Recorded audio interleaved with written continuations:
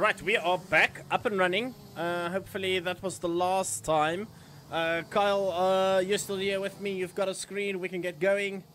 I am still here with you, and I do have a screen. So we're into our practice. 4 minutes, 28 seconds remaining. Some of the drivers, Shan, we saw last night. We've got Alphonse Kiwi. He didn't have the best of times in one of his heats. I think it was his second heat for the evening. And of course, Alessandro Serenetti, Adam Nudge, got nudged around a bit in his heat races. Hopefully we'll see him further up the field. Tyler Posthumus is on track this time. We missed him last night. As Alphonse Kiwi into the pits he goes during practice. Oi, nice and fast in there as well. Behind him in the Formula K there. Shan, 3 minutes to go. Well, just short of 4 minutes to go before we start the first of our 3 heat races tonight, and then the last chance qualifier. I think we... You forced me into... You think? Sorry, no, we are done with the practice. What happens is they set this warm-up to 10 minutes just to give everybody time. And then once everybody's in, they give them 5 minutes on the timer. So 5 minutes, I believe, would be done now. That's why all the drivers drove back into the pits as per the rules and regulations for the Worlds. So, yeah, all the boys behaving. Seems that way. Like I said in the briefing beforehand, or in the opening, I heard our race director just giving a few needed reminders to our drivers, and it is all treated like it would be in any IRL event, WSK, or any global event like that. For instance, drivers are brought into a driver's briefing, bit of a discussion before they go out, and the rules and the look and feel of the event is explained, and you get a feel for your race director. So I think all these drivers, after their first day and their first bit of battling, have settled into what they think the race director needs from them, and hopefully we see some more good, clean racing like we did last night. A few first corner incidents, though, but I think that's more the nature of the circuit than anything else. Genk, double right-hander that tightens back on itself into a left. It just bottlenecks everything up, especially when you're coming in there with 16 carts side by side, sometimes 3 wide through there. It does close up on you quite quickly, and then we end up losing a couple of competitors wayward, as we see the first of our drivers onto the grid for this heat number 1 of the evening. Very Tyler excited Posthumus in his Formula K with his white helmet, as he is back at Formula K. He was there 3 days ago in his KZ2 TM kart there at Formula K. Not a bad showing from him. 4th in KZ2 with the likes of Jamie Smith, Tristan Pulsar, Seb Diaz, all competing in that class. So not a bad showing from him. A couple of gestures from others. That monster car ordered another IPK, Shan, which I think we missed. I think you did say it was a Kart Republic. Is it not an IPK chassis, Monster K? No, the Monster K, it would be a CRG. Ah, CRG, right. That Hence the KG. Yeah. So all the guys are very excited, trying to get their hands up in the air to get going. We'll give them a... Ooh, one guy already. Posthumus got a DSQ. There's probably a lag spike. It is obviously very important for the drivers to have a very stable internet. If they don't, then they get that little bit of a spike, and then unfortunately they'll get a disqualification. I believe they will. That would be that would be for an internet service provider to be advertising on the stream right there. DSQ lag spike. You need a stable interconnection. Use this fiber. Exactly. This would not have happened if you were with us. This would not have happened with OKL fiber. But yeah, it's I'm quite excited for this heat. It doesn't seem like we're going to do a reset there, so okay, we'll leave that to the race director. I think it's a great opportunity for us to just thank our partners and the people we collaborate with. We've got Motel Sports Live and as SimWorld, as always, very excited to work with them. I'm quite excited for the Sports Live collaboration going forward, because they seem to have built a nice little application where you load a driver profile or sports profile, and people of interest can follow you and see what you're doing in the world of racing there. And as I said, they do a restart, and I'm quite excited for OKL to see how we incorporate that going forward. For next year at least, we might be able to load all the driver profiles on there, and you can follow them and their race history and upcoming races. I think that would be a very cool thing to see, especially from the comfort of your phone, which, you know, most of the people from in today's world are pretty much glued to those screens. So it would be a very cool application to make use of. You know, you mentioned the lowered rear axles on all these cars. It seems like all of them are running in the same sort of configuration, nose high, rear down. So obviously something the gig circuit needs. You know, it's nice. It's weird to see that across all chassis manufacturers, though. So all chassis manufacturers running very similar, I think. And 250 cart. Well, I've got the entry list here. That's Frederick in his FA. Can't see his airbox there. Doesn't stand up quite like the rest. As we get on the grid now, after the restart, Tyler Posthumous DSQ again, though, unfortunately, Shad. Yeah, so that's definitely an unstable internet. Let's see what's happening with that airbox. Missing completely. I just thought I'd zoom in there to see what's happening. Yeah, that's definitely... I wonder what's happening there. Are we... That must be a performance advantage. I'm protesting performance advantage. Eagle air filter. No, obviously we're kidding. The lack of, rather. 226 behind that. That's let me go through my HLOs quickly. That's Sebastian Gront. He's also same story. Airbox MIA. So it must be a rendering of that particular airbox. The Prague in the background there, same thing. Yeah. We know it's not the Nox. We can see the red Nox. So I'm thinking they probably have a custom one. It makes no difference. It's purely cosmetic, but it's not something I have on my side, which obviously is not ideal because now we have a couple missing airboxes. But let's not bring too much attention to it then, Kyle. I think didn't we just not do a whole 60-second segment on it though? Like it feels like we just did a segment. Moving on swiftly. It's actually just an air filter. That's what it is. It's a cone filter. Yeah. It's a different type of. Yeah, it's definitely something new. Talking about the chassis manufacturers, so in this specific cart that we are making use of, which is the KF3 for this series, the chassis are pretty much all the same. So I think that explains why we're seeing that dropped rear and raised nose. It's just the body kits, the plastic that are different. In this case, yeah, the skins as such, yeah.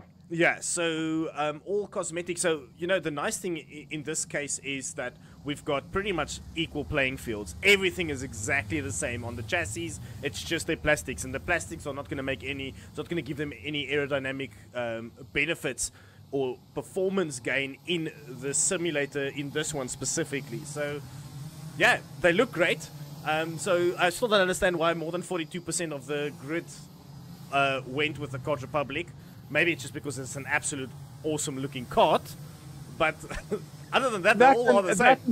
It probably is because it was one of the more popular chassis brands at the moment. We all know it swings and roundabouts. I mean, PCR back in the day was the brand to have. You know, so it always swings and roundabouts. CLG a couple of years ago with Max Verstappen when he was there, and you know, it obviously we see that change throughout. But nice that everybody can pick and choose the brand that they want to be on. Hard warm up of the tires there from Alphonse. He's the only one. He's got a lot to do tonight. He does. He had a terrible second heat race last night. He's got one more tonight to turn that around. And he had a disqualification. So one of his heats was a DSQ, I believe, after the event. So he's got a lot of work to do. A lot of work to do, even to make the final now.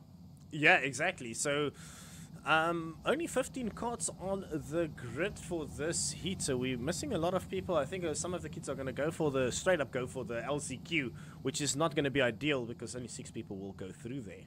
But here we go. Well, that will provide some action for us. We've got a 2 double rights. This is that slow start we were talking about. That some of these drivers do employ. Alessandro Serenetti clearly being one of them. Hand on the radiator, making sure he gets it. He's on his way. The boot is down. We're heading down towards the great start from the inside row. Those 3 FA carts, nose to tail, through into the first. Oh, we got a driver missing. That was the OTK.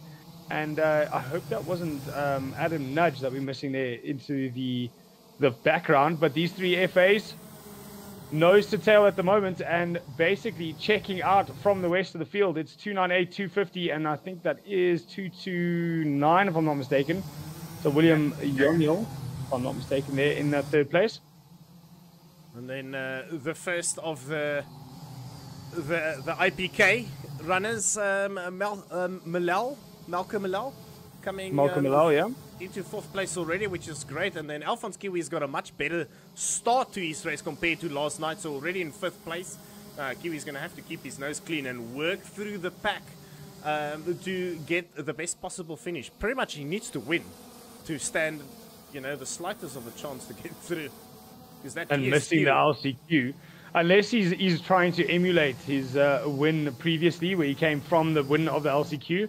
So maybe intending to get himself down there. Shan, a bit of information. Was it, as we say that, though, he is got a proper turn of pace all over the back of Malcolm Milal. He's going to be looking, hand up. Are we restarting? Or was that just a move over? He doesn't want to get into the fight. No, it looks like he doesn't want to get in the fight. So Malka playing the clever game. He sees he's losing the front 3. So let's use Alphonse Kiwi to get myself into the hunt for the front. And Alphonse Kiwi, we've seen how much pace that man does have. He's won here before last year. That's why he carries the #1 plate. And he did that from winning the LCQ. But right now, trying to fight his way back into a chance at missing that LCQ.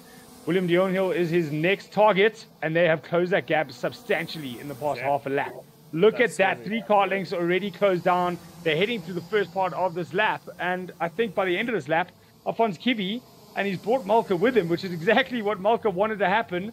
It's all worked out for the two of them. And by the end of this lap, we should see some possible attack into the podium positions. The 3 FA cars, nose to tail, but Willem, making sure he's telling his compatriots, we need to get moving. Behind us is a very, very fast charging Alphonse Kiwi. And like I said, by the end of the last lap, of this lap, he'll be on the rear bumpers. Yeah, you called it. And I thought Milal just raised his hand, and I thought there was a slowdown happening here. No, he clearly had a masterstroke there. He said, listen, I'm going to lift my hand, let this guy get past, and drag me closer. But as we say that, he's already falling off a little bit. Kiwi showing a real turn of pace and is diving down the inside. That's that double right apex. Is he going to run off the left? It was a bit of a helping hand from Yonil, though. He did ride into the back bumper of Alphonse, but Alphonse, with enough experience to hang on to it. And not only has he got up into the podium position in 3rd, Michael is looking pretty hungry behind him. But Alphonse Kiwi, he's going to be in it for the hunt to win it in just a few corners. Frederick and Alessandro working as hard as they can to get a Frederick terrible through that chicane area as they get into the final sector. So he's going to be under big attack here from Alphonse. Kiwi is having none of it tonight. He immediately came out swinging. My word, I thought William Yonil was very generous, allowing that dive bomb to happen. Well, there's a move behind him though. So Malka using the idea to catch on. He's going to try to go around the outside. Oh, not enough space there. Willem saying, come on, push me on rather. Let's not fight. But this is where Alphonse did the dive the last lap as he looked again. Not enough space along the inside of Frederick. Frederick ran deep. Wide. And that's allowed Alphonse through. He must be kicking himself. He was doing a great job there in 2nd place. He tried to defend a move that wasn't actually coming. And that's caused him to miss his braking mark. And basically just allowed Alphonse to pass. It was an invitation to the party, and Alphonse was always going to take it. But already, he's right on the back of Alessandro. Is he going to defend, or is he just going to let the move happen like we've seen before on the previous 3 passes? Oh, no, he's going to go. Quick look down the inside. He went there early, but I don't think Alessandro saw him coming. There was a little bit of contact, but we'll call that a 50-50 racing incident. But Alessandro is not finished yet. He's right in the back bumper of Alphonse Kiwi as they head onto the main straight. Oh, sorry, not into the main straight. It's the final double right-hander of this lap. Is he going to be close enough, though, to use that slip and have a dig down the inside of turn 1? Frederick's going to be clever. He's going to push on Serenetti, but they're not going to be close enough on the brakes. Into turn 1 they go. It's a double apex into a left of Alessandro, running a little bit wide there. And I think that's going to be the gap that breaks the camel's back. And I think Alphonse Kiwi is going to be well on his way to winning this heat, the shot, because these 3 are now going to fight over 2nd place.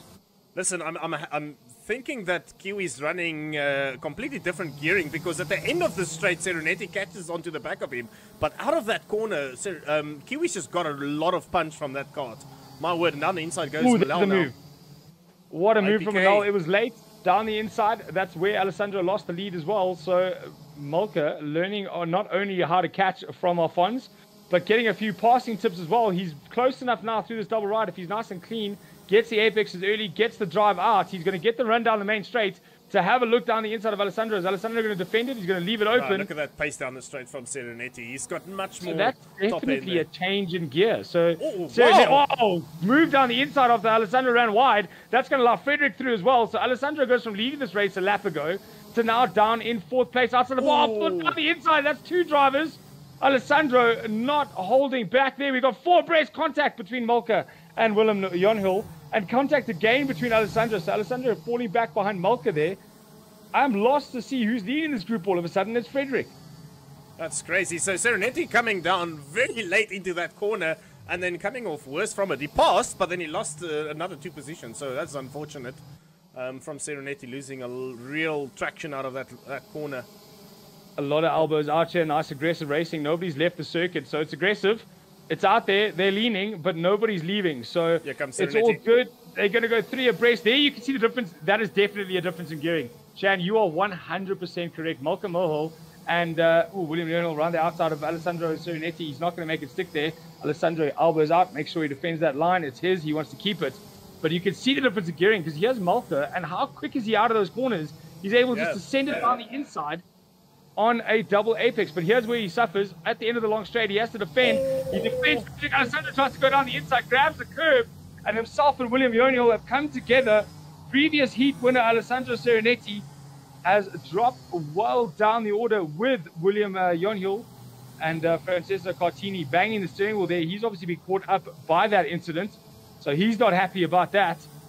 But out in front, though, Alfonso Kiwi is all on his own. Yeah, he pretty much just checked out. Getting a good clean start. Definitely changed something on that setup from yesterday because he found...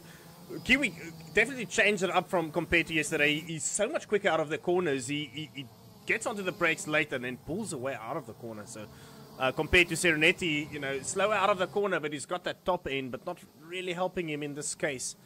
But Milal, really the battle's still on here for second place between himself and Frederick, and that's causing him to trip over themselves. And behind that, Fagerlund is going to be excited to see that gap closing. I think that was one of the drivers that we saw 275. It's actually Adam Nudge, one of the drivers we saw maybe run wide there at turn 1 on the start. We saw Tony Kart disappear into the distance. I think it was him. So he's making a great comeback here. He does have a penalty though. That is why he is showing Fagerlund. But that 1 second maybe for him going off. Frederick saying, I'm pushing you on, not trying to pass you, as Miliel goes defensive. But you can push on all you want, son. Oh, he's pushed him wide. Frederick though backed off. You realize that he's backed off and fallen behind. But that's given Adam Nudge the sportsmanship. Yes, fantastic. But it's also given Adam Nudge an opportunity to move further up the field and possibly onto a podium, bar that penalty. I'm sure that track cut or track limit might have been from that turn 1 incident. The 3 of them getting very close together on the final lap as we head up into the final sectors. Well up in the front though is Alphonse Kiwi, showing why he carries that number 1 plate. He's only got 3 corners left to go as we watch this battle here for second place. Through the left-hander they go. Not much of a passing opportunity up into the next one, but he's going to have a look. He knows his ratio is longer. But he's going to send it. Never to defend. He's had a bump. He's at a send. Here comes They're going to go over the start-finish line. We're going to have 3 across. Not sure at all. They still have to go after the flag, but it looks like Feel Good Fagerlund with non-penalty is going to take second place ahead of Frederick Robin Kilder and Adam Nudge. But it's Alphonse Kiwi well out in the front. He checked out. What a class and act moved that on was. to absolutely brilliant. And that's honestly, I do agree with you because it was Malcolm Hill, also very similar setup. He did go shorter on the ratio, but for Alphonse Kiwi, it worked an absolute treat. He was able to move himself up through the field very, very quickly and then still break away with 4 laps left to go. So a great drive from Alphonse. Yeah. I'd love to hear from him if he did make changes because he didn't have that turn of pace yesterday. Yeah, that was crazy from Alphonse. I really did not expect that. Oh, are we already? Is this already the new server popping up? No, I don't think so. That was really some epic racing. Alphonse keeping it clean this time around on the start, which was definitely the more important part here, is he just needed to settle into his race, and as soon as he got there, wow, that was a real turn of pace. But one person I'm quite sad for that was Serenetti, because Serenetti was having a proper fight in that front back, made a bit of a mistake. I think he climbed onto the curb there in that chicane, and it went sideways, and it was pure chaos after that. So very unfortunate there for Serenetti, and I think before the server crashed at the end, Serenetti was pretty far down the order, which yeah, that was really unfortunate for him. Yeah, I mean, we say like unfortunate him getting involved in that incident, but more unfortunate for Yoniel, who was nowhere Yes. near any of it and just got collected by the spinning Serenetti. So Serenetti, I think, was going for a move. He backed out of it a bit late, and I think that's what caused him to run over the curb and end up facing the wrong direction. But Yoniel, nowhere to go, and unfortunately he picked up on that. Adam Nudge, we saw him do. I'm not going to say Alphonse had a clean start just yet until I see a replay of that start, because he was directly behind, as far as I remember, Nudge going into turn one. I stand on the correction. I could be completely wrong, but memory serves me right. He was part of that outside row that had such a terrible start. So I wonder if maybe himself and Nudge decided to go in as deep as they could into turn one and try and rectify some of that situation. But albeit for naught, they both Nudge receiving a 1 second for track limits, but I'm sure we'll see. Race director will have a look at that if it was on the start incident. And then Alessandro Serenetti, like you say, too much curb, too much throttle, not enough track, and unfortunately dropping himself out there. Drivers you expected to see further up there though, Shan, that you didn't, or were those the front four that we were expecting to see? If I have a look at just the groups that was racing there, Kiwi, yeah, who I expected to be right up in top. Obviously, Serenetti was the other driver, who had a bit of an unfortunate scenario throughout that race. Yoniel also innocent bystander in that incident. I think Feel Good Fagerlund was definitely a surprise second place there. He was obviously he benefited from all the chaos happening in front, so well done. I think a driver that really surprised me on pace was Malcolm Milal.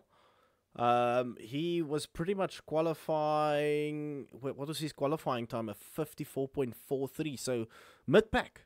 And to be running in P2 throughout that race, definitely something clicked in him tonight. Yeah, look, but as we said before, we think it might actually be on the setup side of things, because there was definitely a change in the way that the setup was, and I think those three drivers aboard the FAs, I'm not sure how much they had to do with each other, but all very similar on ratio. And then those two, Michael and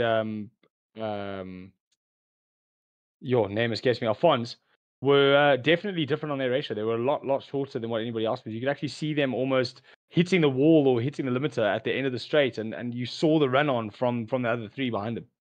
Yeah, Kiwi and Milal definitely had a lot more bite out of the corners. That I picked up quite quickly. And as soon as the first pass, I think, was Kiwi on Serenetti, that the end of the start-finish straight, Serenetti was all over the back of him again. So that definitely was a serious indication of them running completely different gearing. And in this case, in this scenario, it worked out for Kiwi and Milal more than Serenetti and the drivers with a little bit more top end. Yeah, and it might actually, thinking back to it with the running teams and running drivers, etc., is that, like you're in the mid pack, you're in the mid pack, a 74 sprocket is longer, it's better for ultimate pace and qualifying over a lap. But when you're in a bunch and in a group, it's always better to just go up a tooth to allow you to make moves, send it down the inside, do what you need to do, and still get out of the corner and onto the next person. So maybe Alphonse taking a bit of that mentality. He knew he was starting further down in the heat than he wanted to. He knew he had to get to the front early and make sure he got out of the problems and got out of the issues, and then get onto the front and turn it into a race win, because he desperately needs it after that DSQ. It'll be interesting to find out whether DSQ was in fact in the heat that he won, or the one where he was already further down the order, just out of interest sake and in terms of points throughout the weekend. Did Alphonse have two races last night? Because I'm going through the result sheets here. Let me just double check for you whilst we're waiting for the next server to boot up. So Alphonse was not in the first heat. Ah, okay. So it was only the one heat that he had. Yeah, and then I'm looking at the second heat. He was in that heat where he finished in P5 provisionally. And then he was, let's just have a look at the last heat. Yeah, he was only in the one heat, so he got DSQ'd from the one heat. So he still has a an outside chance getting into that top 18. Yeah, but he would need to do it with 2 wins. But on that note, the final classification of that heat, in our first place, Alphonse Kiwi from Kart Republic and on the Kart Republic KF3, Vilgo Farkelund takes second place. third, card number 250, Frederick Ravenkilder, and then Adam Nudge in fourth. Malcolm Myhill, we said he came from a distance. He's in fifth. Sixth place was William Leonhill after that incident with Alessandro. Anton Carlander in seventh. Frederick Walden eighth. Avid Young in ninth. And Ruben Victor in 10th. You have to go all the way down to 12th place now to see Alessandro Serenetti after racing for the front and actually leading that race for the first 4 or 5 laps before Alphonse Kiwi arrived on scene and made sure that that was no longer. He put himself out in front and disappeared. So that's our top 10.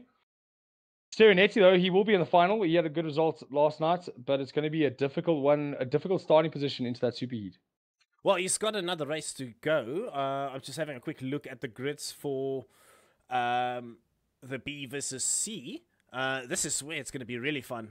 So in Group B, Serenetti, Ravenkilder, Yoniel, Ben Lee, LSBT, John Wilson. That is if he's coming through tonight. I think he might have withdrawn. Anton Carlander, Arvid Jung, Ruben Victor, and then I think the last 3 names on this list, Geiger, Holo, and Zizek, they aren't racing. Then Group C, we've got Alex O'Grady, Jake Fluid, Jack Pullen, Martin Varga, Oscar Oberg, Lucas Antonsen, Harry Freeman, Adam Uaz, Walter Morga, Barrington Smith, Seri, and Heron. That's Seb. I don't think that those last 3 drivers on that list on both sides won't be racing, so I'm expecting us to have about 18 carts on track instead of 24. Let's get into the server. You know, we're talking about Alex O'Grady there, just having a look at the top chats. What a hack is his response on that? So making sure his opinion is known there on the YouTube live stream from him there, from Alex O'Grady. He's going to be going into a heat now, though. And then Malcolm Earl randomly cooking. Correct. He just started cooking out of nowhere. I think that has a lot to do with setup choice going into that race. Definitely something changed. Let's see if other drivers in the next group were watching on intently and if changes will be made from their side. As Shan pull up server. Yeah, I'm just trying to get onto the server there, and then once I'm on, I will share my screen again. Martin Raystad, gotta love the mic, Shan. Yeah, I'm wondering if that's sarcasm coming through there. If there's an issue with my mic, please let me know. Oh, it might be all the pretty little colors that are on your mic there. Okay, I mean, I'm not sharing my camera, so... Okay, maybe it is a little bit of a sarcasm. I'll keep an eye on the comments there for you, mate. Make sure we can see if it is your mic that isn't coming through. But Tyler Posthumous trying to say he fixes Wi-Fi. Maybe you make it back in, but unfortunately it didn't work out for him in that heat. As we go back, my screen is out. Thank you very much, Shan. No problem. Right, their practice has started. They're all jumping onto the server. They're all in the pits at the moment. Either waiting for race director to give them go ahead, or they've already come in. Stan, I'm sure will fill me in on that. Yeah, we're waiting on all of them to join, so they're letting them join in batches. Carl, I don't know if you've seen this, but just look at these beautiful looking trolleys that we've added into the game. We're not using those traditional red trolleys with no more wheels on it. Talk about attention to detail there from OKL, making sure that they've even got the trolleys in the grid. The exact trolleys that actually shape, dimension, and everything that was made by the AKC for that round. And I think they've had a couple of trolleys with OKL on them as well, if I'm not mistaken. I do remember seeing 1 or 2. Yeah, so they're looking fantastic, if I'm honest. I mean, that's just me completely being biased, but hey, we're just doing a little bit of a fly-by here whilst we wait on all the drivers to get in. I'm very excited for this event. Oh, I see Martin Ristad is saying your mic was cutting out a while ago. Yeah, I think it was just Streamlabs being a little bit silly tonight. I am having some issues with Streamlabs at the moment. Which is really unfortunate. Hopefully it behaves during the races. But yeah, guys, please, in the chat, if you pick up some problems, don't hesitate to just ping it up to us so we can make sure we get on top of it before the races and not during the race, which will be fantastic. Because obviously we want to give you guys the best possible experience. We want to make sure that you get all the drivers on the race, and we're not sitting with a PowerPoint presentation, a slideshow rather. So Yeah, we talk we're about good. talking about attention to detail there, Shan. Podium. Are we going to see Yeah. drivers on it? How good is your attention to detail? Are we going to see drivers on that podium? Not today. Maybe tomorrow. No, not really. We won't be that lucky. But what we are gonna do is we're gonna go into our 5 minutes practice session. So let's see, all the drivers on track. So we've got 17 of them. Hopefully all of them manage to actually race. Morga, O'Grady, Varga, Pullen, Carlander, Jung, Yoniel, Lee, BT, Fluid, Victor, Antonsen, Ravenkilde, Freeman, Oberg, US, and Serenetti. I think the proper fight will be between Serenetti and O'Grady this time around. I think those are the two drivers to watch out for. Serenetti obviously had a horrible previous heat. Maybe he made a gearing change on that setup, and he's learned from Kiwi's awesome performance. Yeah, and I hope you made some of those changes as well. But I don't want to see a runaway. That is the one thing I don't want to see, is a runaway from the group like we had in the previous one. I want to see it, all three of those 4 drivers we saw spilling over P2. I want to see that over P1. Oscar Oberg, we saw him have a good showing last night aboard his Energy. Also actually a KR manufactured frame, if I'm not mistaken. Isn't it part of the CRG side as well? No, I think it definitely Paralin. It moved to Paralin just as I made a walk away from Energy back in the day. All right, okay. They're running a KG body kit though. Interesting. Yeah, that's Mike making, I think, his own decisions. I'm sure I'll get a message from him just now. Patagania, Mike Patagania? Yeah, the owner of Energy. Always a great guy. Always happy to chat to you there. I met him a couple of times at the Super Rock Super Final. Really, really nice guy. Runs a very clean outfit there. Harry Freeman, I was just we mentioned Jack Pullen, and I was just checking that it wasn't maybe no relation to Abby Pullen. So I was doing a bit of Wikipedia Google search, but no luck Google saying no relation. All right, okay, fair enough. So we've got US and Varga. Oops, the two, they are very good friends. These two, and they are both from Hungary. And no love lost there, that's for sure. Yeah, clearly great mates there. Adam, you're too slow. Move. Or as they like to call him, Yadam.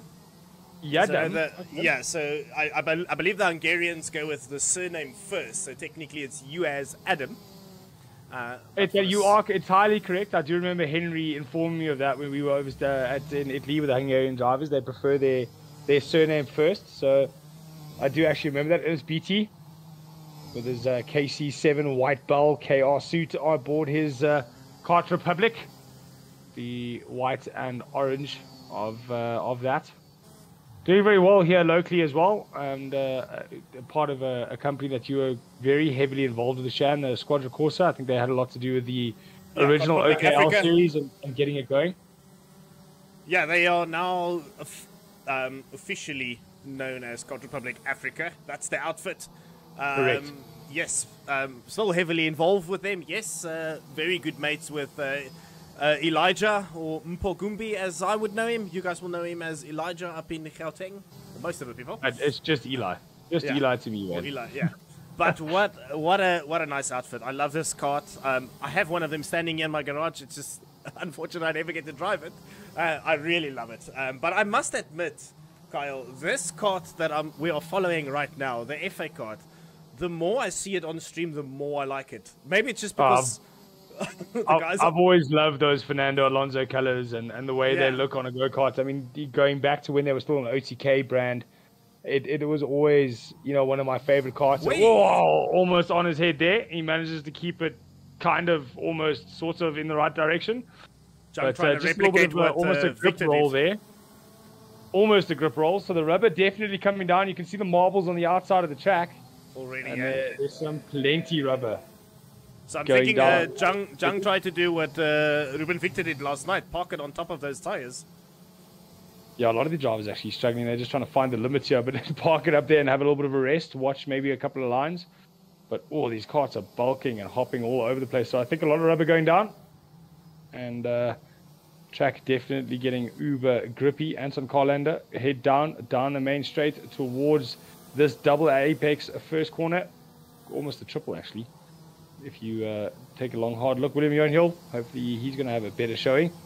Someone showing a real true form of, turn of pace tonight is Frederick Ravenkilde.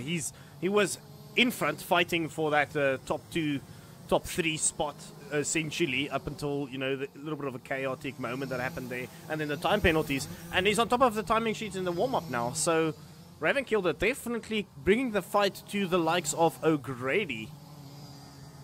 Well, this is what we want to see. We want to see the guys evolving with the track, evolving with the carts, evolving with the setup, and hopefully by the time we end up in the final, we've got 10 drivers with the opportunity to walk away as the OKLA World Final champ. Into the pits they go now. We're going to get ready for them to line up. Martin Varga, he didn't quite get the memo. He's going to continue to do another lap. 212 OTK pilot there. And then Ben Lee as well. The Prema. He's going to be him on. 53.785 is what the quickest there in their warm-up was. But that all goes to naught. It all goes away now as they're going to line up at the end very, very shortly to go into our second heat of the night. Some great action in the first heat, though, Shan, fighting over that P2 position. Some drivers finding their way out of the woodwork and into the front. Yeah, didn't quite have the pace last night. So a lot of changes being made, a bit more practice being put down, and drivers bringing their lap times down. I'm actually almost interested to tomorrow maybe jump on the server and see what I could do. No, don't get caught up in that call.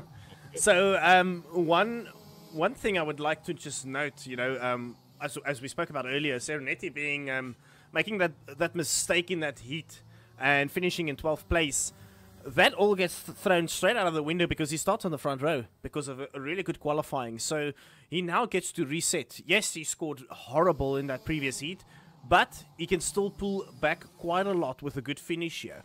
We always look at that qualifying depicting where you start in all your heats as a bad thing because, you know, if you have a terrible qualifying, it follows you the rest of the day. Excuse me, but the one thing we do forget is that even though it can also swing the other way around, you could be having a great qualifying and then a mistake in one of the heats puts you further down, but at least you can redeem yourself and start high up again for the next heat. So I suppose it does swing in roundabouts. And Alessandro, there's that grip roll I was talking about. So a lot of rubber down on the track, a little bit of curve, and all of a sudden the cart's up in 2 wheels and you panicking to keep it back down on 4. So I think we're going to see a lot more of that tonight. So any full send down the inside's kind of off the cards at the moment because you don't want to come into that rubber sideways. Yeah, it's. I'm actually quite surprised why Antonsen is still on track. Everybody else is. Maybe they gave him an extra lap. Maybe he missed the first minute or so. Oh, there we go. I think he might have gotten a serious warning there from the race director. Because he flipped it into the pits there. Yeah, very late. Missed the line there completely. But okay, here we go. We are going to head into this next heat. I'm excited. 2 more heats to go. Yeah, this one and then the final heat, and then we'll probably take a small break. We'll do maybe a couple interviews, see if we can get some of the drivers in here just to see what their thoughts are, and then we're gonna wait for that LCQ. The LCQ last chance qualifier is gonna be very interesting because they only have 6 laps. That's not a lot. That's 4 less laps to do something, so it is gonna be an absolute brawl. 6 spots, Yeah, exactly. So it's going to be absolute brawl out there to, get to the front, or at least the top 6. And Martin Varga having a little look over his shoulder there at Oscar Oberg, getting that neck warmed up virtually. All the drivers putting on a show for us as they drop down onto the grid. No DSQs this time, so everybody in. 17 carts on server at the moment. Just waiting for them all to line up on their grid. You'll see some of the carts come. You'll see some of the carts coming onto the track and going back. I think they realized they were on the wrong setup, so they normally will check their fuel load. They'll be like, "Oh crap, I'm on 9 liters worth of fuel. That's not going to help me. Let me get rid of this and get onto the correct setup." Because the last thing you want to do is be joining with the default setup. It is horrendous compared to a nice open setup. It's about 1 second to 1.5 seconds difference. And the main reason, well, one of the big reasons for that is fuel. There's no reason to race with 9 liters worth of fuel. It makes a big difference, Carl. You know just as well as I do how much every kilo makes a difference in a cart. I love how Shad says, Carl, you know. Yes, I do know, Shad, okay? I know. All right, I know full well that I have to lose a lot of weight to get back into a cart. Yes. 85 kilos I left Bahrain. Definitely nowhere near that at the moment. Listen, Kyle. Offense is taken, not given. I was purely as a mechanic.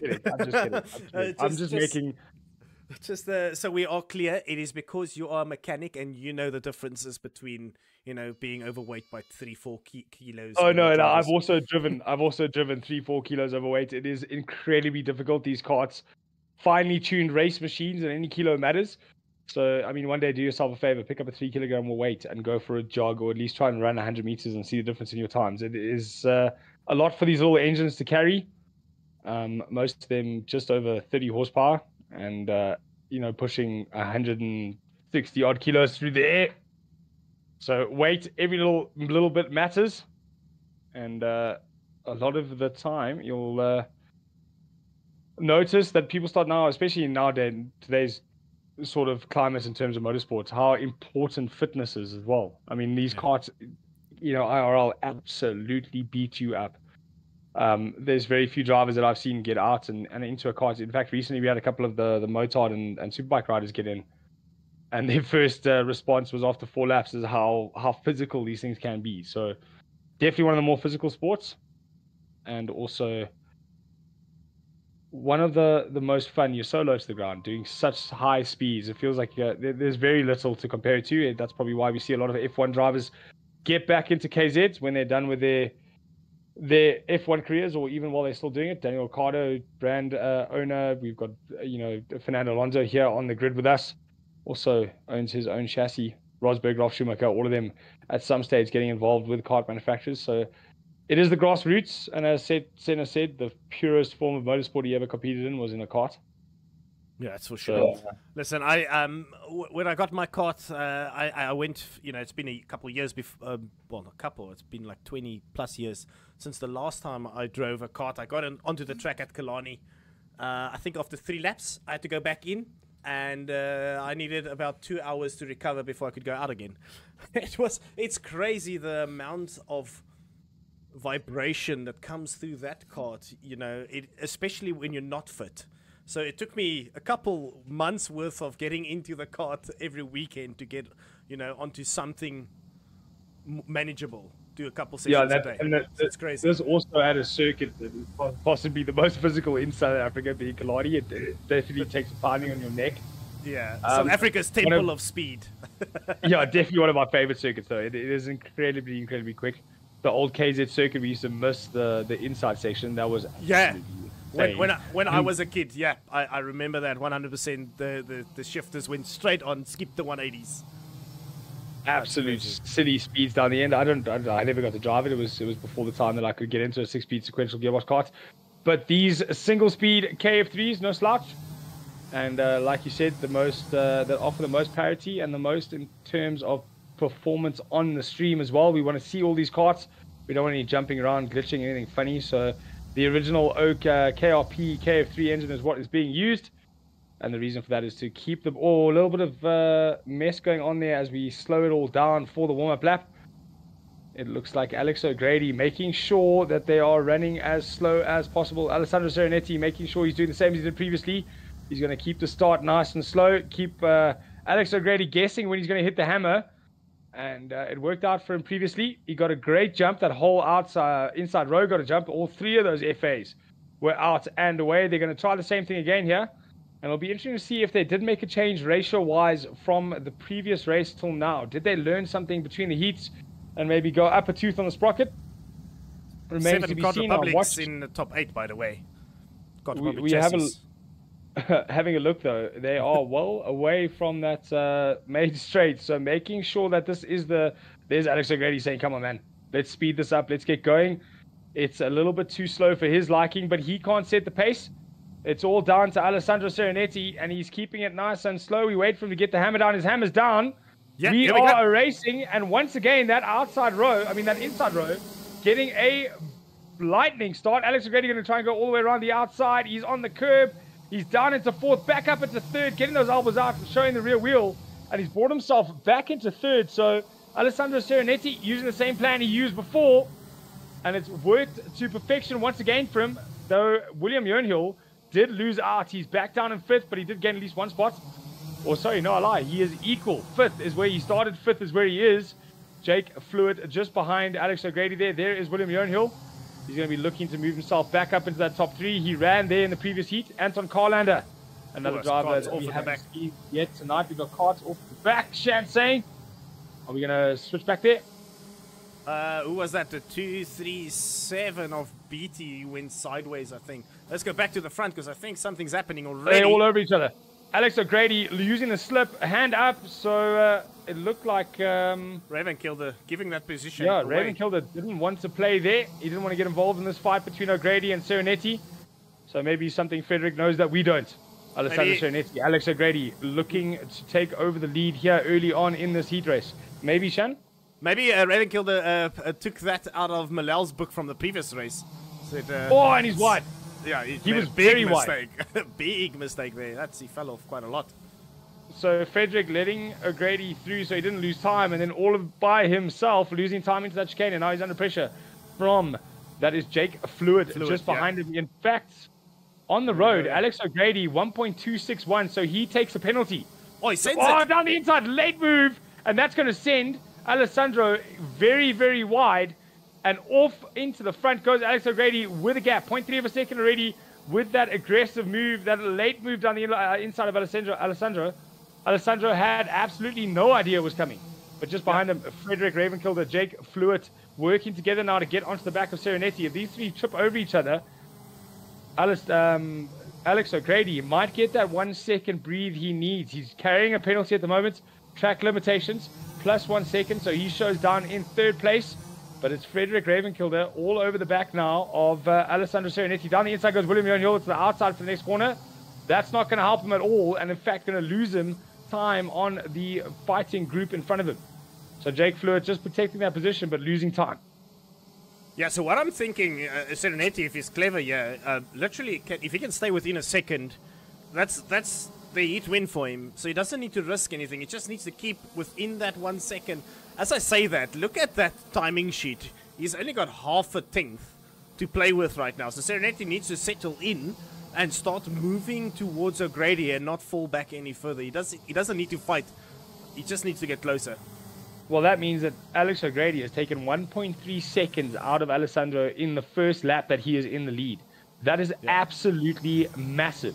So if Alessandro Serenetti didn't change his setup between the heat races, it's definitely something he needs to consider going forward, because he doesn't have the pace he had previously, and he's not able to hang on to those drivers that have obviously made changes overnight to suit track conditions today. So Alessandro Serenetti down in, currently leading on the timesheets, but second on the road. We'll see now as they cross the start-finish line if he's managed to stay within a second. It's almost like watching the DRS gap in a Grand Prix. All right, so Serenetti gained half a tenth that time around. So what I think what happened there, Kyle, is O'Grady went with that late lunge, got Serenetti completely unsettled for that. What happened to Serenetti? Oh, he lagged out completely. Where's his cart? He went sideways. Oh, no. So Alessandro Serenetti, something's gone pear-shaped for him, and he's dropped well out. So we were worried about him maintaining that gap to keep the... Oh, and he's inside all sorts of incidents as he restarts. That's just unfortunate, trying to get back on the inside of Ellis Betty there once he got restarted. And Ellis having none of it, closing the door on him. Adam, Battle of the OTKs. Ruben Victor and Yuj Adam. I think Yuaz Adam would be what he'd like to be called. Yadam, as they like to call him. Yeah, Yadam. Yuaz Yadam. Because they're two friends. We've got Adam Nudge and Adam Uaz. So one's called Yadam and the other one's just Nudge. Here we go down the main straight. There's going to be a move here from Uaz. He's down the inside of Ruben Victor. Ruben Victor got no response there. And Adam easily makes that position stick. Behind him, though, it looks like Serenetti was getting into all sorts of argy-bargies as he made a position. Yes, he had. Ellis Beatty, he's past him. So the rejoining Alessandro Serenetti moving himself back up the field. I'm just trying to see, that's for 16th place. Oh, there's a We car mentioned sideways Oscar in front. Obeg. Jack Fluid. So Jake Fluid, who was in third, I think he clipped the tires now again. down to 6th place and battling with Yadam Further down, Yuaz. actually. I think he's almost at the tail end of the pack here. Let's have a look at, yeah, yes he is. So he's behind Ellis Betty as well. Yeah, so let's just see further up. Bentley and Jung having a proper... Oh, Antonsen as well. So we've got another battle down the start-finish. Look, you can see that gearing. Oh, look at... oops, wrong one. Well, look at Jung. He's got so much pace down the straight in that slipstream. From Antonsen ahead, he was all over the rear of him. That's amazing just to see the power of that toe. Yeah, but you can see here, he just doesn't have the legs out of the corner. Ben Lee all over him. There we go. He gets a good exit, but here's where we'll see that gearing. Is it going to be enough for him to make a move? I would have stuck it there. So both Jung and Ben Lee, nose cones, I can see their nose cones pushed back quite a lot. And they're all over each other again. And whoa, that's a helping hand, Ben. And I think the apology is definitely necessary. That was a bit raw, but Arvid Jung still managing to stay on circuit. Jake Fluid retired. So Jake Fluid retired RET. He is no longer with us.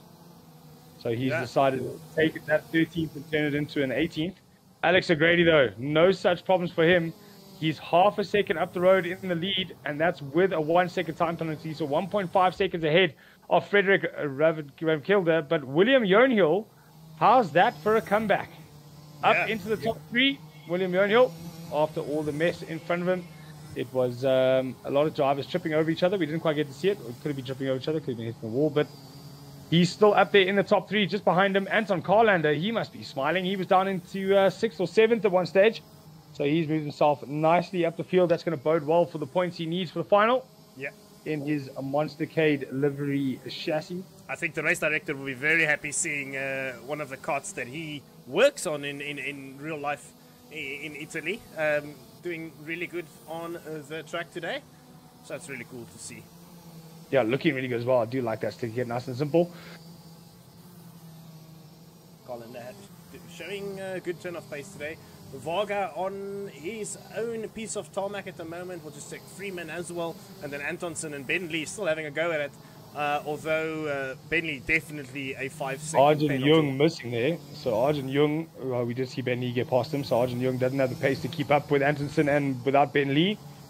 So Ben Lee all over the back of Lucas Anderson. Is a move. Oh, he had a look. He had a think. He had a nibble. But he's going to wait until the next sector, I'm sure, as they head through to start the final sector and into the left, and then double right onto the main straight. Here we go.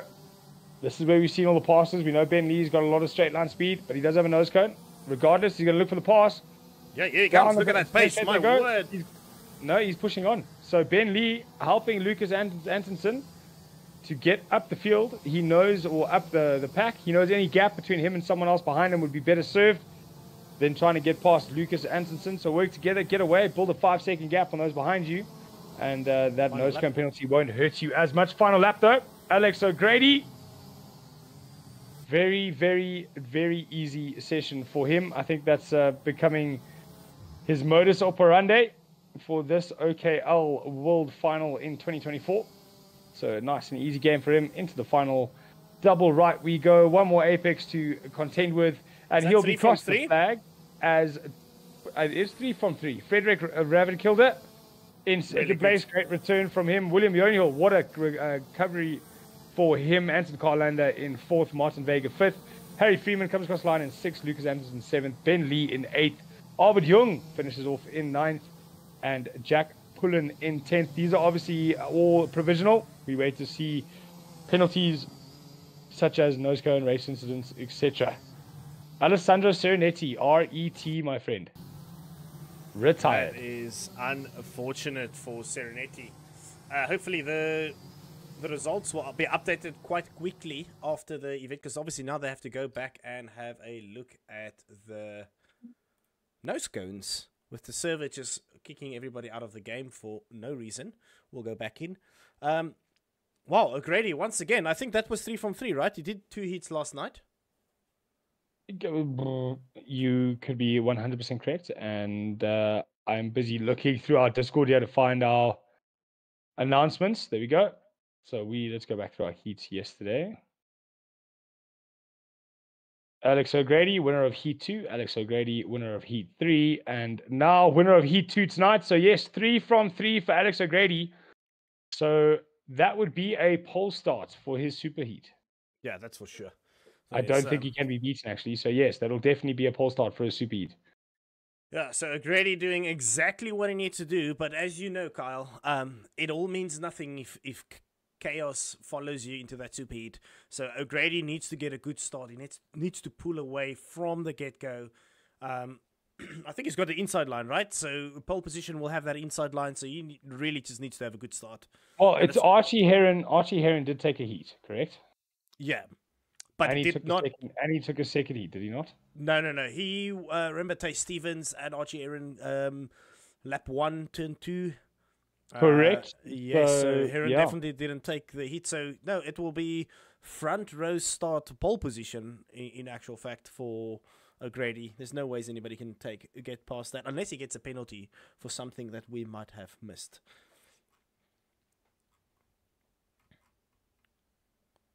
Okay, fair enough. So let's wait for our provisional results to come out.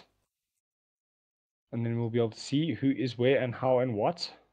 Yeah, and while we wait, it would be a good time for us to just give one of our sponsors, SimWorld, a little bit of airtime. So just bear with us for 1 minute. Inch? That's all I need. Gentlemen, start your engines.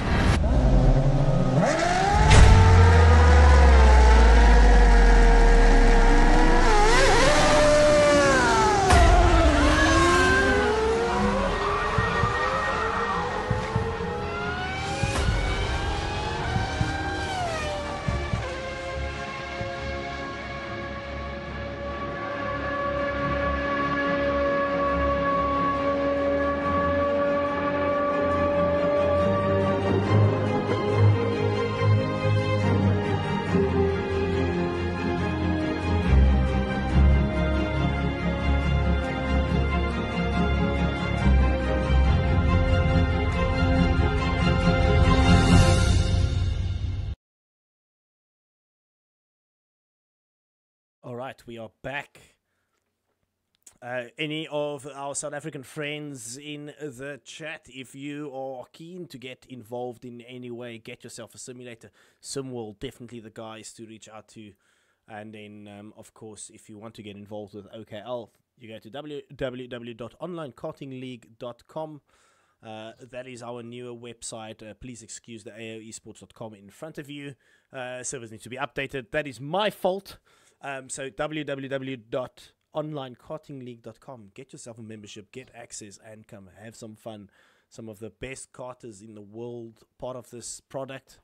And as you can see already in just this World Championship, we've got some absolutely epic drivers involved. All right, Kyle, do we have a sheet for the next race? I don't think so, not yet. Finally, I was keeping an eye on the announcements. I haven't seen anything just yet in terms of results. So we wait for that. I'm sure we'll go into the next heat though while we wait. Shan, some interest already from our first live stream. This may not be our last one, or this may not be the only one on OKL we do together coming soon. We've got I've been contacted for some more information from you. So great job with the stream. People loving it and some interest being grown out there. So congratulations, Shan, on that. Oh, fantastic. Thank you. That's good to hear. It is also worth noting, guys, I am commentating and production solo in that regard. So thank you, Kyle, for helping me out and filling the blanks whenever my brain hits an absolute blank. It is very difficult to do two things at a time, as I'm sure most people are aware. Most men are aware, yeah. Most men are aware. Especially when your partner's trying to have a conversation with you and you are busy on your phone. You are not on the same planet. So it's the same when I'm doing production. Trying to do two things at a time doesn't always help. So Kyle, again, thank you so much for getting involved, and hopefully we can do this for as long as you have availability.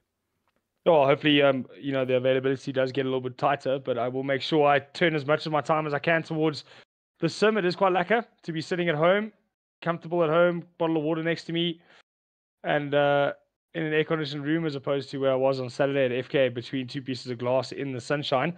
But the final classifications after 11 laps for that heat, the top 10 are as follows: Alex O'Grady in that first place, Ada Frederick, Ravenkilde, William Leonhill in that third, Anton Carlander in fourth, Martin Varga in fifth, Harry Freeman sixth, Lucas Antonsen seventh, Ben Lee in eighth, Arvid Jung in ninth, and Jack Pullen in that 10th place. Alessandro Serenetti 16th, and Jake Fluid 17th, with a retirement 2 laps from the end and 3 laps from the end, respectively. So, unfortunately, two of the names that we thought would be a lot higher up and were throughout that heat having to bail off and retire due to on-track incidents, I suppose. A little bit of pressure getting to all these drivers. It is going towards the final and LSQ. Yeah, look, I see they already posted Group A versus D, the final heat for tonight, before we head into that LCQ, like you just mentioned. Archie Heron, Group A, Tay Stevens, Mika van der Puffert, Lucas Sturman, Oscar Polsberg, Kevin Wickholm, Toby, Bedford, Silas Elifson, Alvin Palmquist, Elias Hoyfeld, and then I think these last two drivers probably won't be, I don't see them in the chat or in the drivers channel. Simon Elsenmeer and Charles Troxler. Then Group D, Adam Nudge, Alphonse Kiwi. Then we've got Sebastian Eels, Feelgood Fagerlund, Frederick Wald. We've got Malcolm Millel, who had a fantastic first D tonight. Francesco Cartini, Sam Flynn, Niels Lagerstrom, Eric Watcher, Ethan Hay, and Taylor Posthumus. So Taylor, this is your time to come back into it. Hopefully your internet sorted and you get a good race this time around. While we wait, Tyler rather, while we wait for the server to boot up. Booting off servers. Yeah, I'm excited for this seed. We've got Archie Aaron back in the mixed with Tace Stevens as well as Nudge and Kiwi. That should be a absolutely amazing heat. Yeah, we got a lot of top drivers there. A lot of top drivers. So hopefully we'll see a battle out in front that actually ends with all four of them finishing. Not nice to see drivers retiring after issues on circuit with whatever it may be. We didn't quite see what happened to Serenetti. We just saw him sideways and in the bushes. Yes, so, I know Serenetti has the issue with his computer. Every so often, a serious lag spike on the computer itself, not internet, and then his car just goes off into the abyss, and then he just randomly appears again. I don't know. A format is definitely gonna probably help that issue. It might be just a hard drive issue or something. But you know, those will go down as technical issues. You know, like a chain falling off or something. Yeah, exactly. I mean, we all have those issues, even it's motorsport anyway. They'll find a way for things to go wrong. Yeah. Tyler Posthumus, Sim World is the best, responding to that advert. And excuse me. Sorry, Right. choked on some water there. Tyler Posthumus saying, I did fix it. I hope it works. So we'll see him on the grid now. This is his opportunity to show us what the young South African can do. A BMX rider as well. His brother very high up in the BMX world. They raced on Sunday, this past Sunday. Right. Unfortunately, I was fully booked, so I couldn't go and do. I was hoping to do some commentary gigs there, but unable to. So, a driver of many talents, as most of these drivers are. Yeah, look, I'm looking at these two the two groups coming into play here, and one thing I am really keen to see is, will Millel be able to replicate that first heat, starting smack dead in the middle of the pack? And that would be on row number 6. So, well, he would have started that relatively that low down in the previous heat, would he not have? Yes, but that's what I'm thinking. I'm curious to see if Millel will be able to replicate that, because that was a phenomenal first heat. and I'm really keen to see if he will be able to move up again like he did in that first heat. You know, through the drivers ahead of him: Frederik Wald, Paulsberg, Sturman, Fagerlund, Eels, Van der Puffert as well. You know, and then the top four will be Nudge, Kiwi, Stevens, and Heron. So there's a lot of really, really fast drivers in front of him, and I'm really keen to see if he will be able to replicate that once more.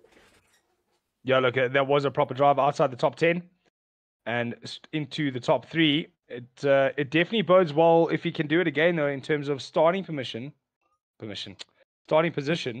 for that super heat, all important super heat. He does have the permission to start there, so it has been confirmed. It has been confirmed. We can confirm. But you know, seeing him start out there for the super heat, and then he can work. You know, that's where it becomes difficult. Do you attack from, say, 6th, 7th in the super heat, or do you just settle in and hope the finals where you're going to move up position? So something I've always struggled with drivers. You know, they always ask that question. You know, what should I be doing? Should I be chasing? Should I be, you know, just finishing off? It's a lot of mind games, a lot of posturing between drivers. We've seen it in the chats already.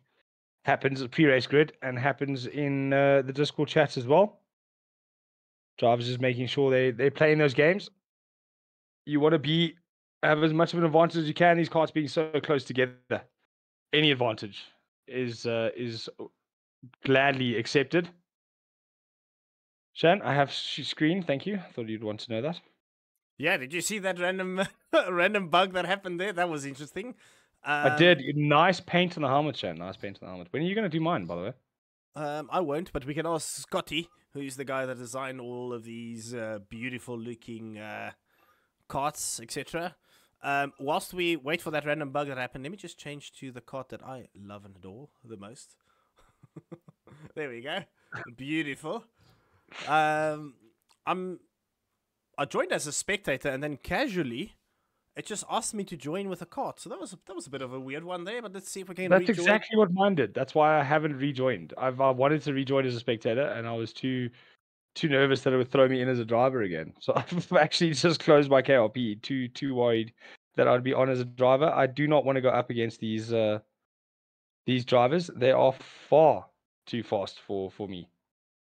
Yeah, look at some of the stewards we have available. You can see their names popping up. So some names that you really do know. Lifiwe Sambudla and Enzo Ruggiero, who's been racing overseas for the last couple years in Italy, and you know, the likes of WSK, etc. They were very nice volunteering their time. When I say volunteer, I mean voluntold by me to come and help us out. Just thank you to all the stewards, you know, volunteering their time, and the COC and the race director, as well as the admin. So there's some different roles. The admins, like Quentin Lopes as an example, he's the guy that makes sure that the servers go up and down when they are supposed to. And, you know, sort it out when they're not supposed to go down, but they do go down. And then a guy like Ruben Carstens, the guy that makes all of these tracks for us, he's also on results duties. So, you know, everybody's got a role, and it's vital that their roles, you know, they fulfill those roles, and they make sure that everything runs smoothly. And, you know, the one thing I can praise all of these guys for is when things go south, how swiftly they resolve it, even though it might not always feel like that on the stream side and, you know, commentary as well. We sometimes sit here and wait what's happening, but things happen out of your control, and these boys are absolutely putting in the time and the effort to make sure that we are, you know, running. So thank you to the stewards and all the officials in this event. As with any motorsport, without our marshals, officials, stewards, we would not be having any form of racing. They are there to make sure that the day is as enjoyable and safe as possible. Everybody, though, in this grid, thankfully treating it like it can hurt them. That is, of course, one of the biggest problems when you join the sim world. It doesn't hurt as much when you crash as it does in IRL, but at least everybody treating this as if it will hurt, taking the event seriously, and it can only grow from strength to strength there. I am looking forward to possibly seeing some minis, though. That is something that Tomorrow, that I am looking forward to. They do provide some great racing. I don't know whether it's the size of the cart on the circuit that does that, but minis have always been the better classes to watch in terms of finals and racing. So looking forward to that. tomorrow night, Shan. Don't know Yeah, how you look, feel about it. The minis, I'm very excited for that. The grid won't be as big as we've got with the seniors. If we reach 16 carts, I'll be quite impressed. Because you know how it is. All the kids they say we're going to commit, then when they need to rock up, they forgot. But hopefully we get a good grid. I mean, Kyle, we've seen it even with 8 minis on track. The racing will be close. The one difference that we haven't seen in OKL in the mini championship is we've always run fixed setup. Not with them for tomorrow. Tomorrow, it's open setup for the first time. They're doing rolling starts for the first time. Let's see if the boys will be able to get through that. I'm fairly certain with the race director, they will be able to listen and will be able to manage that. They all race real life, right? So they know rolling starts. It's nothing new. But I am excited. I'm very excited for the minis on this track. It will be epic. Yeah, I think so as well. It's definitely something I want to see. The track does get a bit tight for a lot of people in terms of the senior carts. So at least for the minis, a little bit narrower, 113 millimeters, I think, or 101. Wait, 113 millimeters? That doesn't sound right. 1.4 meters is a senior cart. 1130 is a mini. So a little bit more space to fit them side by side, and those kids do tend to like a full send. So hopefully we'll see some of that.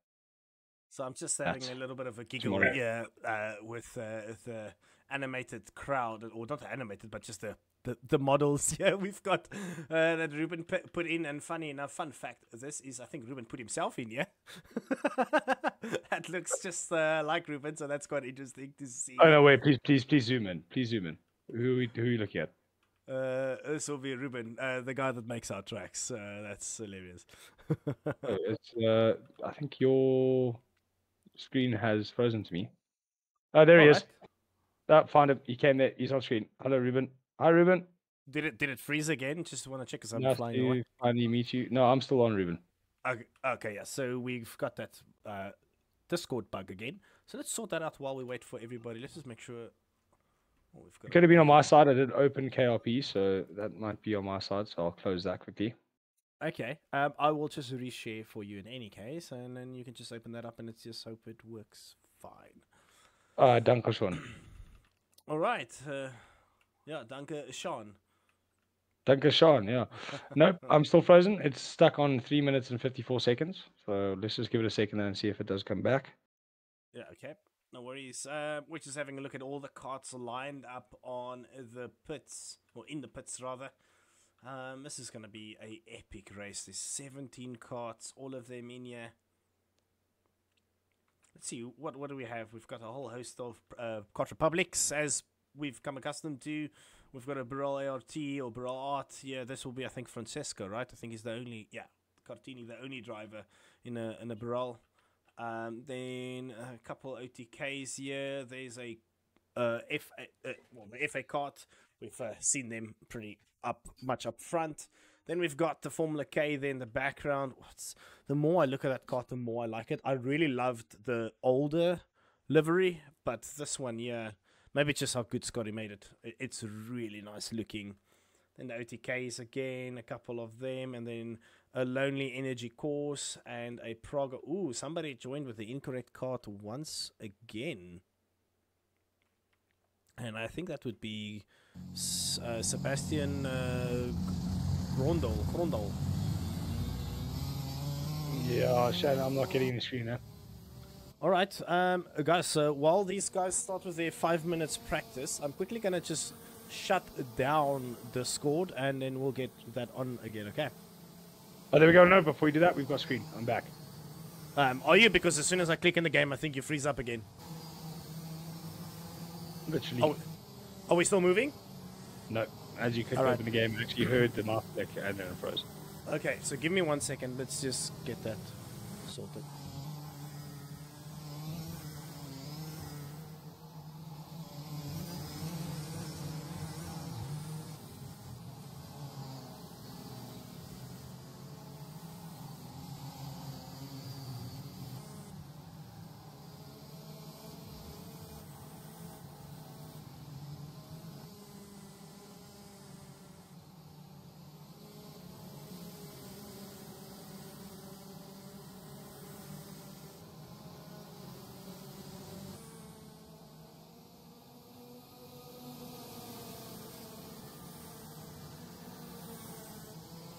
Alright, hopefully we're back, Kyle.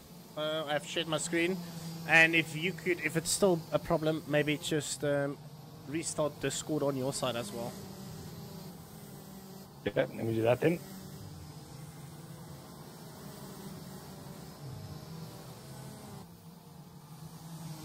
Alright, whilst we wait for Kyle to come back into the Discord, Archie Heron on track. We're following him in his OTK. Let's see what Heron will be able to do in his last couple minutes worth of warm-up. This will be his first race for the evening. And possibly the final race for the evening for Heron and some of the other drivers on track.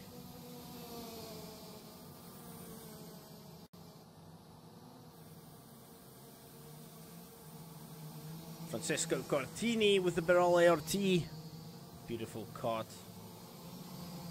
Sebastian Grondel-Eels, he's got the correct looking kart. So who's the driver with the incorrect livery? We saw somebody else.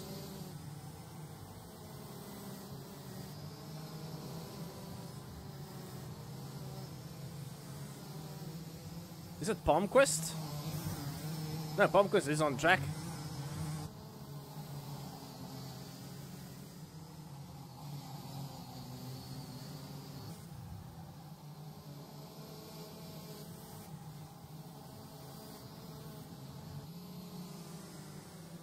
Mika van der Puffert.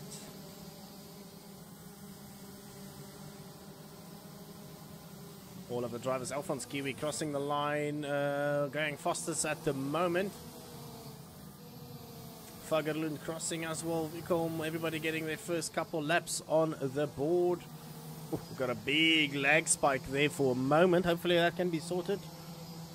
And we stabilize.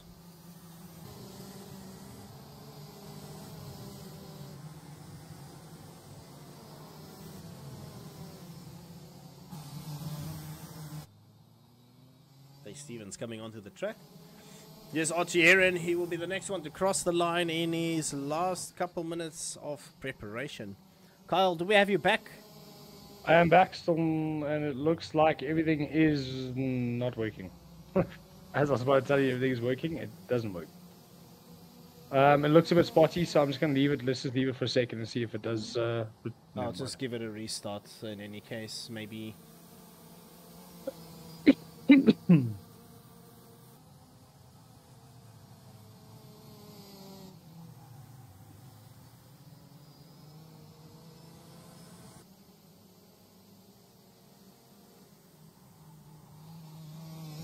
Right, who's currently leading the way? We've got Alphonse Kiwi still ahead of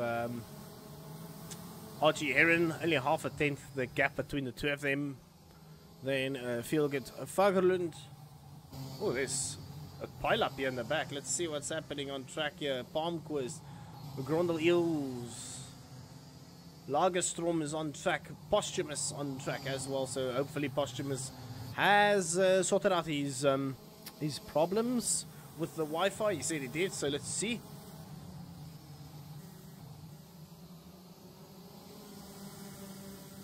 One thing I can say is I'm having serious frame drop in certain sections. Okay, that's the end of our practice, or warm-up rather. And yeah, we're gonna... Yep, I'm still no streamer. Okay, let's see if we can just share the actual screen to you.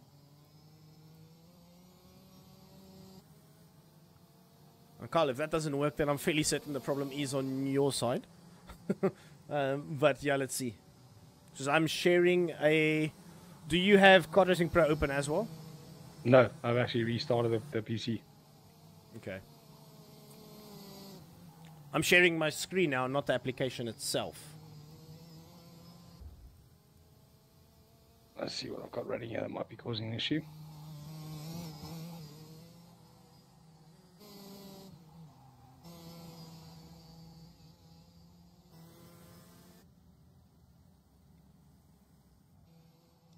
Worst case, if it, I can run with this heat on my own if we can't get it sorted, because otherwise you're gonna just commentate blind. Yeah, it's not gonna work too well. Unless I go in through KLP. Yeah, which is also fine.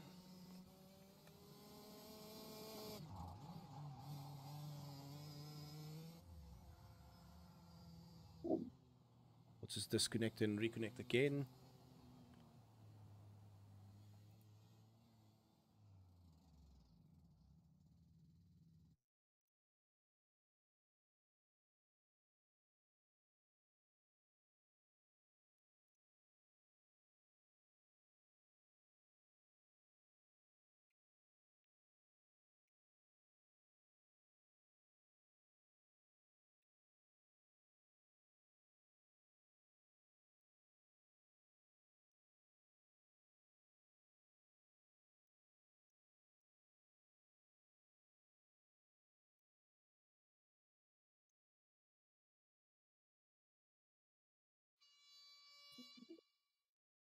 All right, Kyle, let's see. Hopefully, we're in a better state now.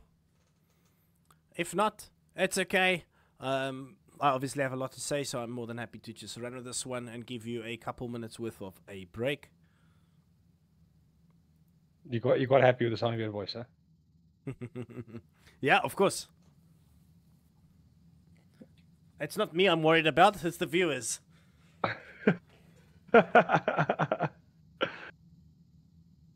All right, let's see. So we've got Heron and who's actually starting on pole. Let me just double check that quickly.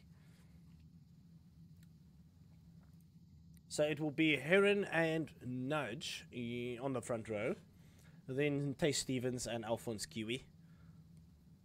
And then we'll have on the third row Amika van der Puffert and Sebastian Grondel Eels. Lucas Sturman in the fourth row, partnered with Feelgood Fagerlund.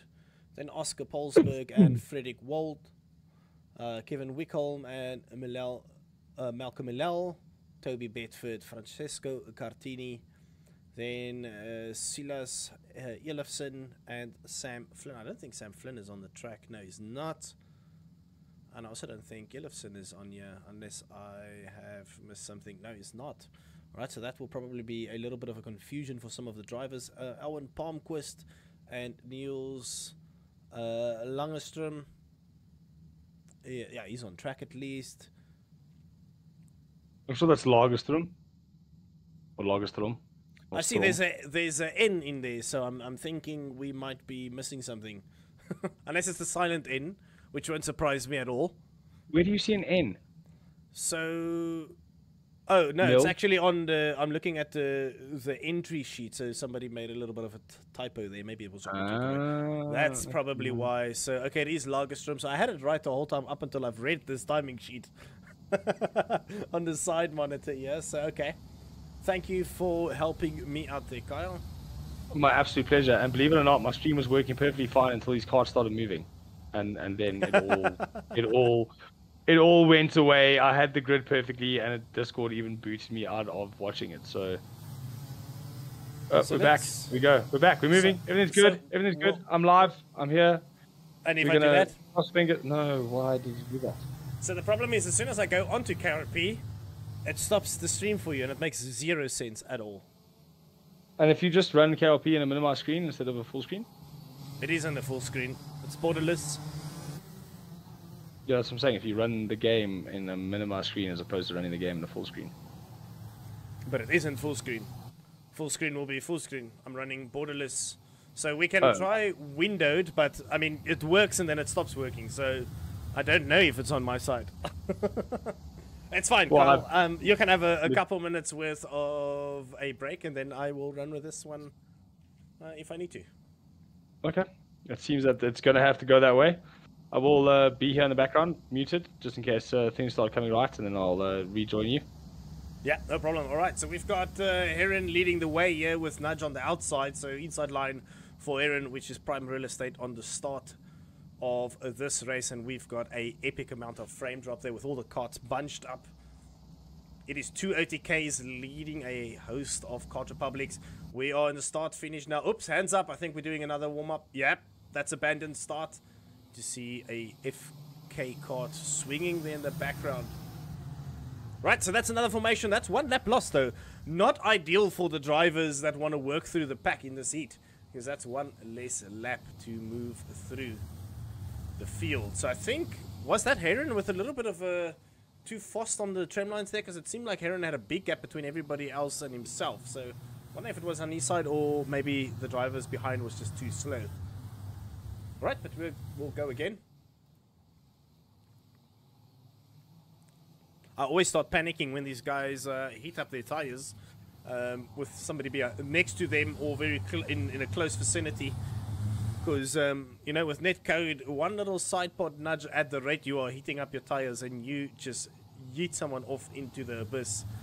And we don't want to be seeing that on a formation lap. Well, any part of the race, rather. Right, now we're slowing down once again for the start the second time around. I'm thinking if they don't get this right, they'll do one more formation. After that, they'll do a full reset. At least that's what I'm thinking is going to happen, because we don't want to be going through half the race and not starting. Everybody seems to be bunched up. Nice. Ooh, as I say that, somebody got absolutely punted from behind. Would that have given Tay Stevens a nose cone? Stevens' nose cone seems okay. The driver behind got a nose cone, definitely. I can see that nose cone dented in. So, who's that? 286. Van der Puffert already. Right, this time around, there's a kart without a nose cone already. Another abandoned start. So 271 Fagerlund. All right, so there we go. Like I said, I thought that they would do a restart there. Ooh. Unfortunate there. I think the race director is not happy with what he's seen in that start attempt. We'll do another restart.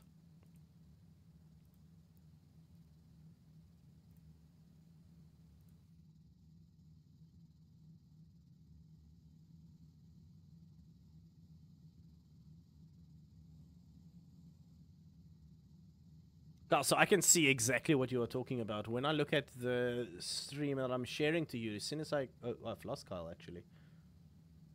Maybe Kyle's trying to fix that thing. I think the problem's on my side, though. I mean, it shouldn't be, but it does seem to be the case. I was trying to repair something my side and go through my settings, but to no avail.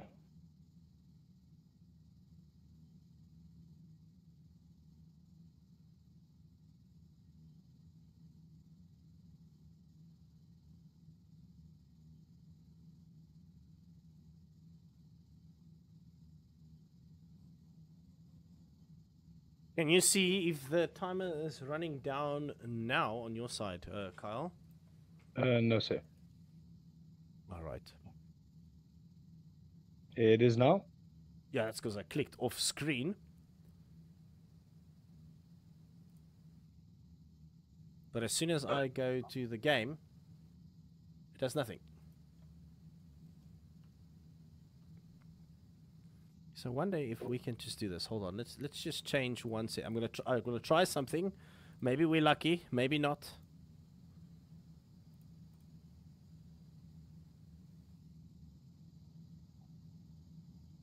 A lot of drivers doing some bob and weave head shake there on the grid, getting all ready to go, making sure we know they are ready. Tyler Posthumus able to join us there. He's had some web connect issues. The third of our IPKs on the grid. There were two. There's now three. And two of them being FKs. Away from the grid we go now. As they all settle into a formation. Get themselves into their formation lap. And then stop on the circuit. Frozen. So hold on. I'm just trying to see if I can change the priority of the Discord to maybe help with what we need. What we are experiencing. Hands up, they're all slowing down. So drivers and everybody know that they are starting to bunch up already this early on in the lap. Still got another half lap to go on this warm-up lap. Archie Heron maybe using the same tactics as Alex O'Grady. Are you still seeing a movement? No. Ah, okay. Okay, no, unlucky. We'll go with me screaming on my own then. Sorry about that, Carl. It is one of those technical problems we're going to run into. And don't really know how to fix it, if I'm honest. So I'll just... I'll leave the stream there. Maybe it starts working whilst we are going. But yeah, I don't expect it to. Alright, Archie Heron will be leading us into another. This will be the third attempt at a start.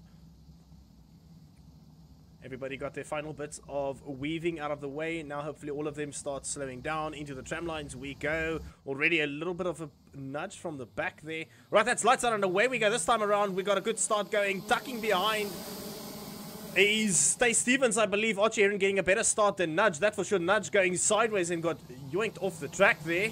I see another kart on the grass, unfortunately. Stay Stevens getting away better than Nudge this time around. And then we've got Van der Puffet also getting a good start in third already. Then Lucas Sturman. Great start by Sturman in fourth now with Alphonse Kiwi right behind him. Sturman's probably not going to want to fight Kiwi. Although, I believe Sturman is good mates with Heron, so he's probably going to want to keep Kiwi behind him. Sturman is one of two South Africans on this grid at the moment. Kiwi with the Kart Republic and part of that CV Performance team. Down the inside goes Kiwi on Sturman. Gives him a little bit of a love tap on the side there for good measure. And that will compromise the exit of Sturman, putting him under pressure from Polsberg already. And then Adam Nudge wanting to make a comeback, and he gives a big love tap from behind on Polsberg, who's now having to fight Malal. Malal having a fantastic first heat, coming back, or through the pack rather. Oh, and there goes Polsberg. Malal just touching the rear there. We are going the wrong way on our... Yeah, there we go. We've got Malal back on screen, fighting Adam Nudge, who's also had a horrible first couple laps, and he needs to come through the pack there. Malal finding pace in that Formula K. And I love saying Formula K kart, and I realize that I believe that K is for kart. So the Formula kart. But it is a beautiful looking kart, and Malal is really doing that thing justice on the track at the moment. Showing a clean pace tonight. And he's definitely showing that the first heat was not a fluke, because he's all over the rear of Nudge. Nudge now wants to get by Lucas Sturman, who's had a really good start in the first couple laps. He's now in 5th place. Oh, I see a battle happening up front. Tay Stevens manages to get by Archie Heron. Archie Heron not getting it his own way in the start of this race. He had a really good start, but Tay Stevens just showing that that last heat of his last night was also no fluke. And he has got the pace over Heron at the moment. Heron doesn't want to let go of Stevens, rather. Seems like a little bit of a love tap there from Heron on Stevens. Finishing another lap, start of lap 5 now, down the straight. Heron's got a lot of pace down the straight. Maybe he has learned from Kiwi's first heater that gearing change makes a big difference, especially into that first couple corners. Might lose out on the exit. Actually, that's the wrong way around. Heron, I mean, Kiwi had a better bite on the exit of the corner and a little bit less straight line speed. Where Heron does seem like he's gone the other way around, like Serenetti, I believe. Obviously confident in keeping the momentum through the corners. As I say that, he does have a little bit of a mistake there, and we've got Van der Puffet all over the back of Heron now. So another Kart Republic coming into the fray. He's pretty much in a Kart Republic sandwich, that is Archie Heron. Heron doesn't want to be in any scuffles, really. He wants to maximize his points and get himself into... Here we go, Heron now going to go down the inside into turn number 1 and 2. First corner technically isn't a corner, it's just flat out. And then you throw it into that hard braking zone, which will be turn number 2. And then that double... What's that, left-hander? Into the right-hander hairpin we go before we head into the chicane. Look at Van der Puffet now all over the rear of these two, having a battle on track. Heron taking the reins once more, but Van der Puffet's having none of this. He's getting involved now, and he's going almost side by side there with Stevens. What a battle on track. I think we've lost Sturman. No, we haven't. He's just fallen off a little bit just behind. No, we have lost Sturman. Sturman's further back.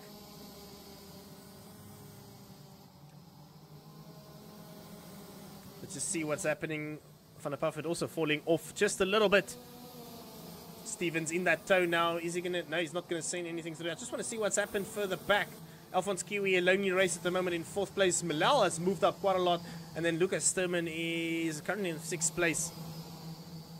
And then Feelgood Fagerlund as well coming through the back. I see Tay Stevens got a 1 second time penalty. So maybe Van der Puffert is just hanging now behind him to get that P2 finish. But we know how karters are. They don't want to just sit behind somebody. They want to finish in P1 on track, not just on the timing sheet or because of penalties. They want to win. They want to show I am better than you and I did not finish ahead of you just because of a time penalty. At least that's the logic I've seen with most of these drivers.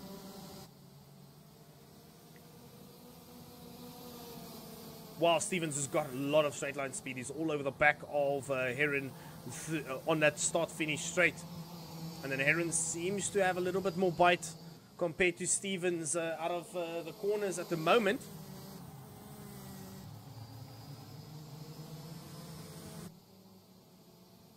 This battle is building up between Stevens and Heron. Lap 8 of 11 done and dusted pretty much. It's amazing racing between these two. They have been clean. It wasn't the same in that second heat between them last night with an unfortunate incident happening between Stevens and Heron. But so far, really good stuff between these two drivers.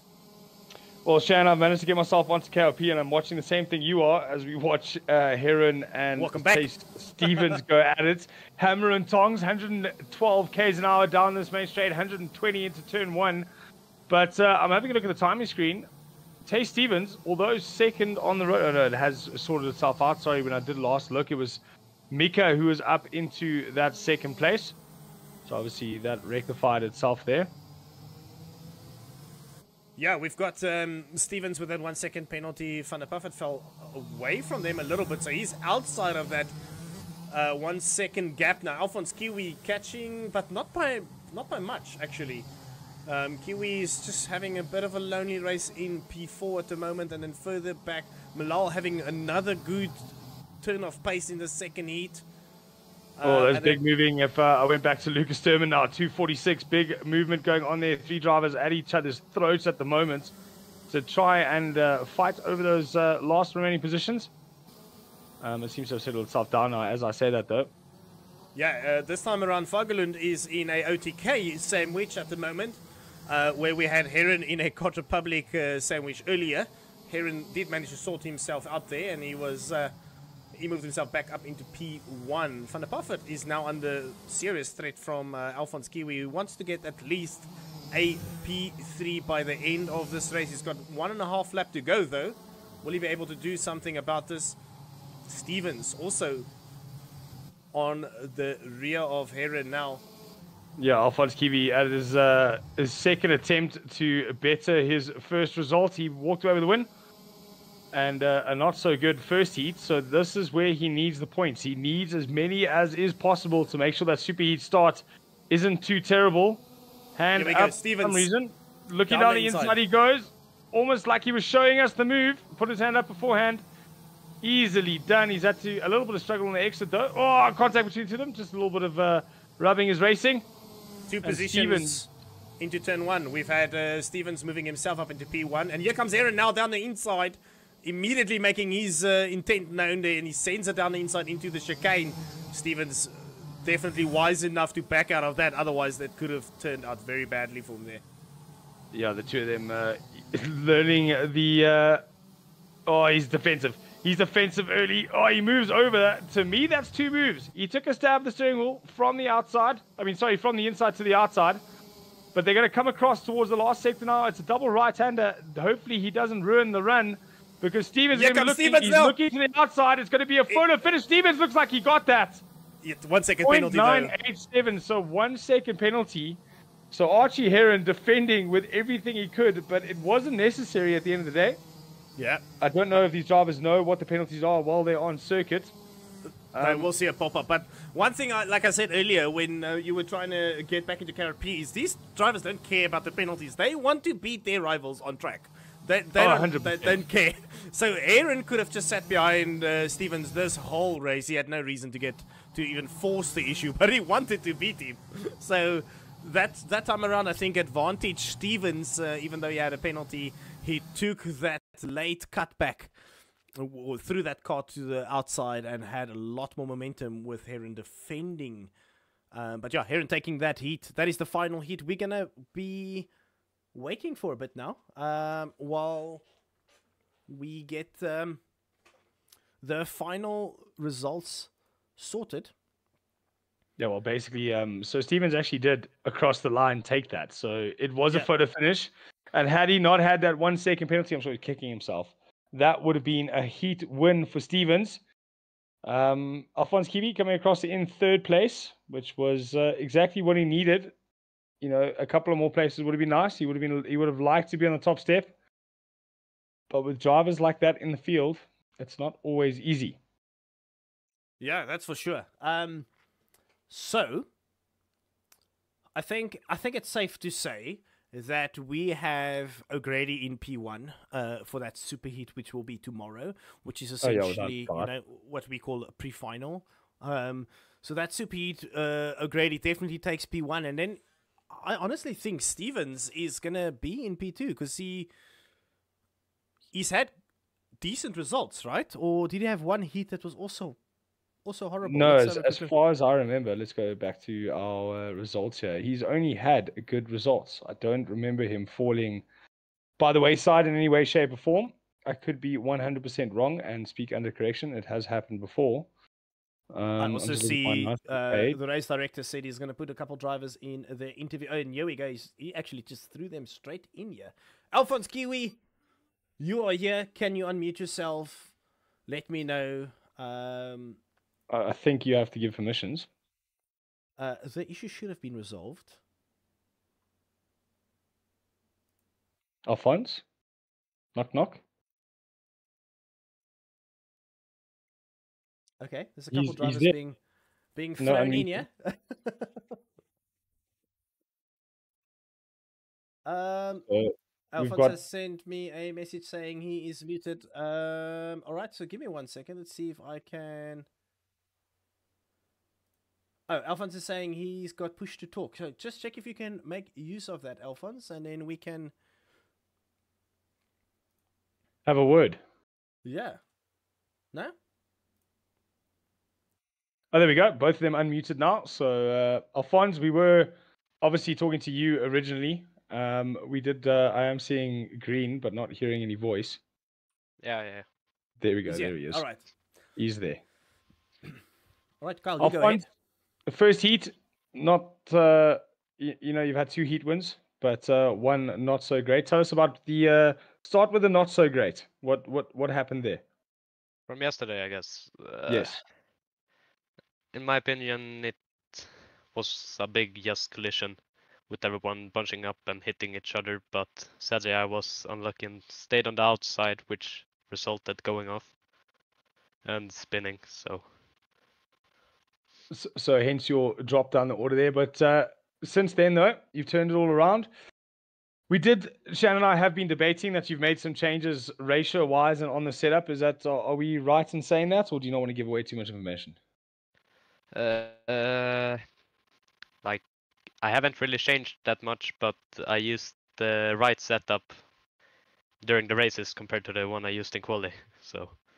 Okay, so that's it's just a different setup from quali to race, and clearly your race setup was much better than the quali one because you didn't have the best of qualis, which means you had a lot to do during your heats. I think you will be safe into the super heat. I don't know exactly where you'll be starting, but I'm assuming it will be somewhere mid-pack. Are we going to see some hard racing from your side? You're going to have to work your way through there, right? But like we've seen last year as well, you just need to pick the positions where you can and have a good enough starting position for that final to be in a good place to hunt. What would your thoughts be or your mindset be going into your race tomorrow? Mostly just trying to gain some points to start a little bit higher for the final, so I'm actually able to keep up with the guys without them pulling away. All right, and then from my side, do you have a special setup lined up for tomorrow? Is there something up your sleeve, or is it just get my head in, get myself clean through the race, get through the first couple laps, and then just see what happens? I will just try to survive the start and then just work from there. All right, cool. Carl, anything from your side? No, not at all. I think let's move on to Adam, because there's definitely something I want to ask Mr. Adam Nudge. We've had a debate here in the commentary box. Adam, if you just unmute yourself there. There we go. We've had a debate here in the commentary box about firstly, I was calling you Nudgy, and then I got reprimanded and told it was actually Nudge. But we've been talking about whether it's first name first or last name first. So can you help us with that? I think Adam's having issues with his mic there. No, I think he knows I'm right, and he just doesn't want to prove you wrong. I think that's what it is. Adam, Nudge, are you there?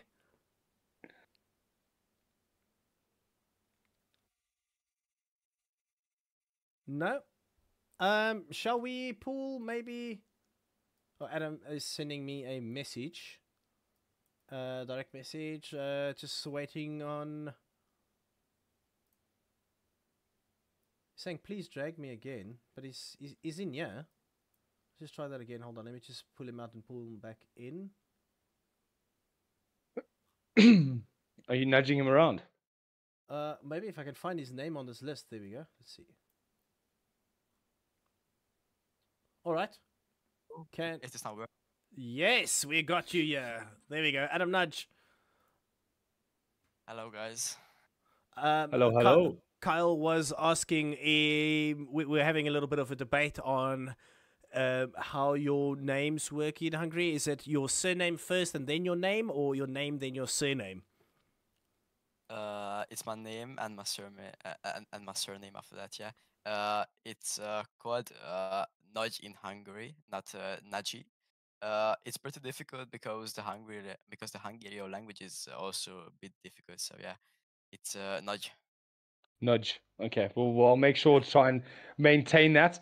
We were talking about setup with your compatriot, Kiwi. What I wanted to find out from you, it's a longer race as we go towards the finals. So, you're probably going to make it through there to that. Are you making changes tire pressure wise and that? Is the simulator that sensitive or not particularly? We will think about that, of course. We have a base setup for the track, which I think is really good. Because the OTK is not the fastest chassis for here, but we are still in the top 3, I believe. We're just having unlucky races. Archie Heron, he's also in our team. He's making the setups for us. He's absolutely an unbelievable guy. He is really talented and he can make really good setups. So thanks for him here too. But we will do some tests with Archie, and yeah, I think we will move something, but also just little changes because, as I said, our setup is really good. Yeah, you guys have had a lot of pace on those ATKs, Archie in particular. Luckily, you've got someone like that to help you with setups in KLP. And I suppose you do a lot of karting yourself IRL as well, or am I getting ahead of myself? Yeah, I am. I'm racing in the Hungarian and in the Central Europe Rotax Max Championship. So yeah. Oh, fantastic! So another Rotax driver joining us in OKL. Adam, last thing from me, it's just your mindset and strategy going into this super final and obviously super heat and then final. Move yourself up in the super heat to be closer to the podium for the final, or are you quite happy starting position wise where you are or where you think you'll be? I'm not the happiest because after my qualia I got P1 in my group, or actually P2, but in my group when I was starting, I was P1. It was not the best quality. Uh, I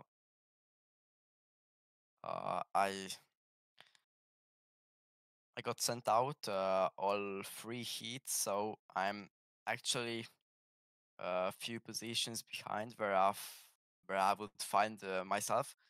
So I will try to move up some places in the superheat, of course, but I'm just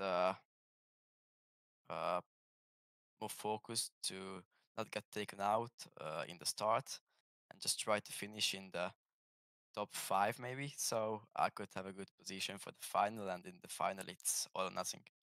Oh, 100%. It always is all or nothing in the final, especially when you're inside that top 5. It's been great to watch you come through the field. But in terms of questions, that's me for that. So, Shan, anything else? Yeah, I'm just having a quick look at the results. So I see Adam Nudge, 6th place was that one heat. Where was the other one? I think 5th place. You're somewhere there. So you've pretty much, I don't think you're going to be as far back as you think, because you were in 4th place. So you might actually have a much better start than what you think you will have, because a lot of the guys, like Alphonse, who has a disqualification in his heat, will definitely start behind you. So you might even be, maybe in the top 3 rows. So it wouldn't be too bad. All you need to do is make sure you have a good start, keep it clean, and then you can fight from there, because your pace has definitely been there, right?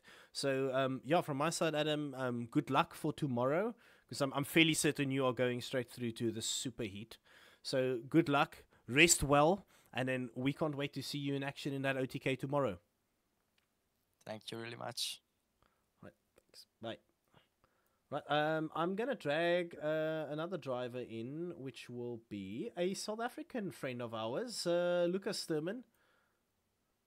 Let's see if we can. I don't think Luca will be able to unmute himself, but I would be able to just give him a quick roll to say something. There we go. All right, Luca.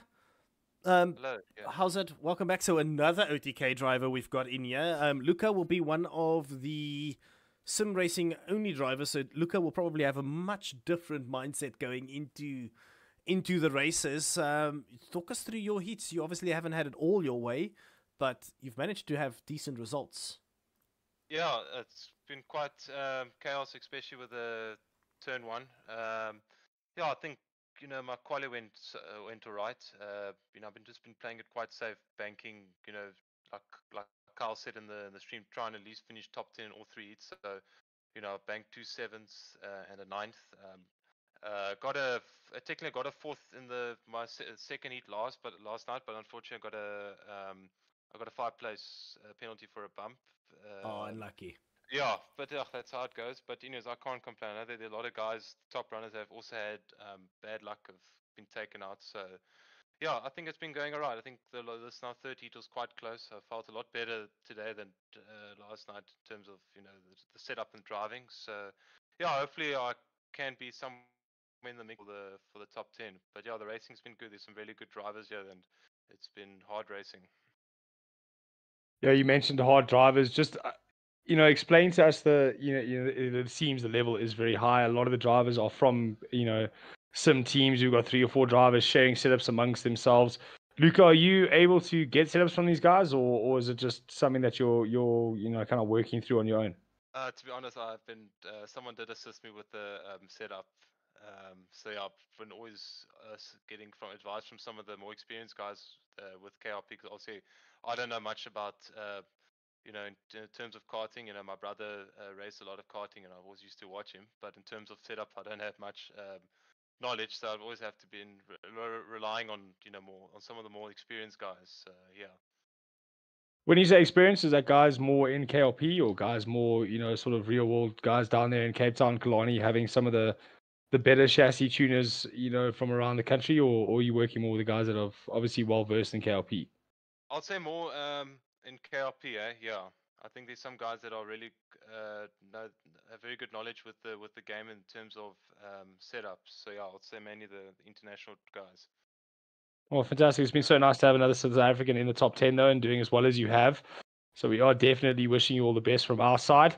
We try not be biased, but you know, home roots run deep. Shan, I think that ties me up. Have you got anything else for Yeah. our African compatriot? Yeah, look, look. Last year you were very unlucky. You had one of the most phenomenal starts in that final, with an unfortunate incident between yourself and I think it was Funny Years. You know, just a little bit. You ran out of track a little bit too quickly. Maybe this time around you might have learned from a scenario like that. And you know, get through the first couple laps and you can start fighting because you definitely have the pace. And you can say his name, the person helping you with your setup, because I mentioned it on stream. Archie Aaron, I believe you've been working with. Archie has been helping Luca with setup for quite a while, actually. His setups are good. Even Adam Nudge, who we interviewed just before you, mentioned that that he's part of their team and he's been helping them also improve with their setup. So Archie Aaron's definitely one of the setup gurus in KRP, and he definitely wants to see the OTK chassis run up front against those Card Republics. Yeah, you're right. Yeah, Archie has been really helping. He actually, in part of the, he helped with the setups this year for the online karting league for the South African Pro League. And he did, like you say, he did all the setups for the OTK, and it was very good. So you know, he's very, very professional and super helpful in terms of helping us and showing the lines. So yeah, and he's very, like I say, a very good driver overseas. I think I have one more question. How does it feel to be matching yourself against some of the best actual racers in the world? I'm talking about, you know, some of the guys in here are part of a Formula, the F4 series, and some of the top WSK racers.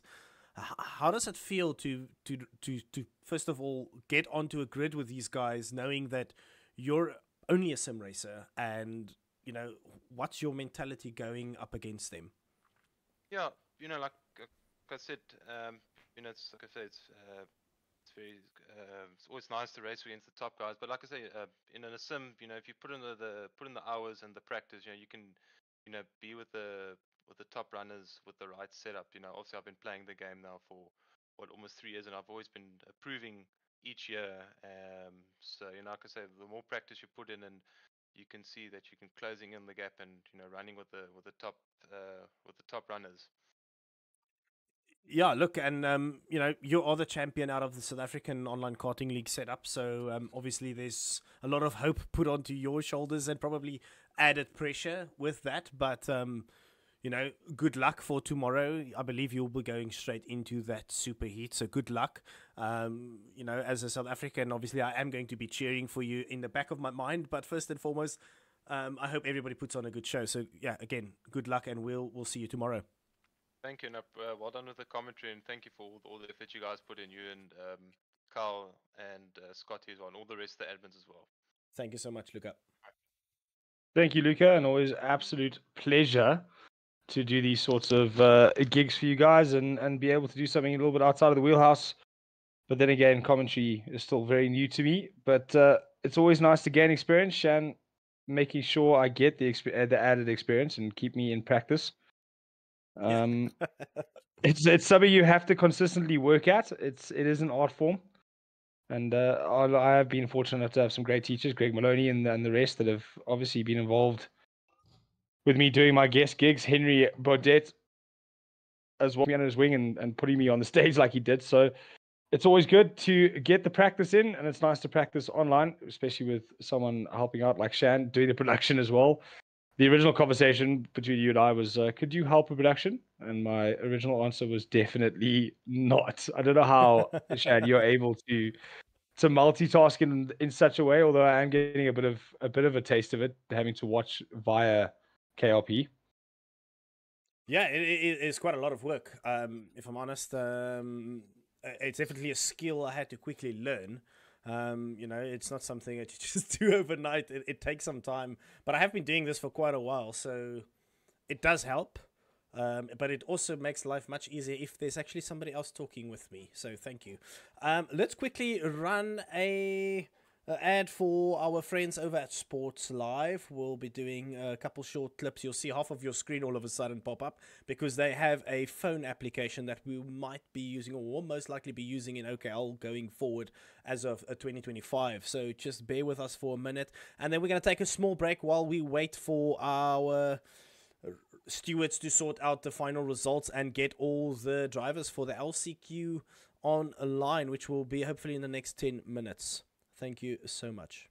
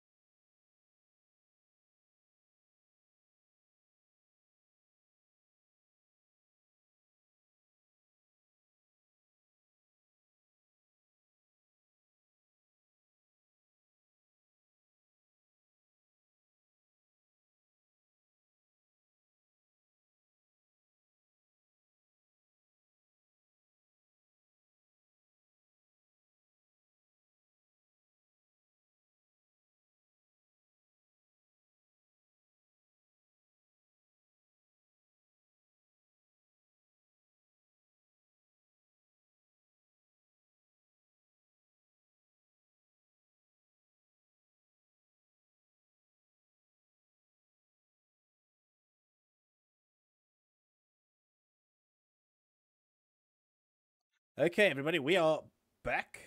We believe the grids will be exported in the next minute or two. They reviewed all the incidents, so we're going to head into the LCQ in the next couple minutes. Kyle, do you maybe want to just explain to us how the LCQ will work? What does the drivers need to do to get through?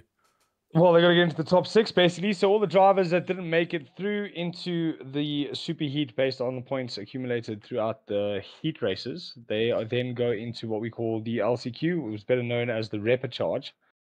In previous years, it was always just after the pre-final, so they would take the last 6 grid slots in the final. 30 drivers on the grid, they would take the last 6.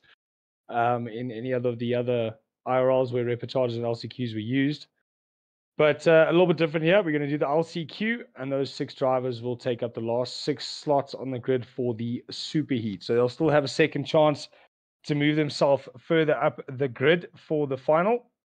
Superheat scoring more points than that of the heat, so they can move themselves up cuts if they have a really good superheat. But we have seen drivers in the past go from winner of LCQ in those last 6 spots, putting them on the grid for the superheat, and then going on to win a final. Kiwi being that particular driver, he did it last year. Whether or not he'll be able to do it again this year, he doesn't need to do the last chance qualifier, though, I don't think. I think Alfonso would have gone straight through heat, yeah. So he'll have the best chance, a better chance than he had last year. But this time we've got Alex O'Grady and Archie Heron to stop him. Let's not forget Tay Stevens as well. So a big whack of fast drivers. Lucas Sturman, we managed to chat with him. He's just been sitting outside the top 6, top 5. So, you know, Jan Will as well.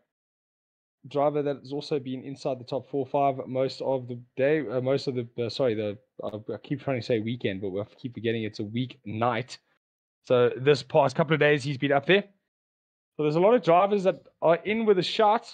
We've seen how quickly incidents can happen at Genk, especially through that final chicane before the last sector of the lap. We've seen a lot of guys get it wrong there, grab tires when they shouldn't have.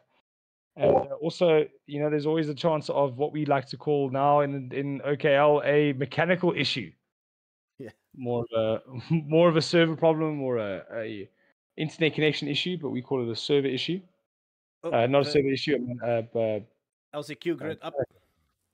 LCQ grid is up on Discord. So I'll read it out. So LCQ starting in the number 1 slot here will be Martin Varga.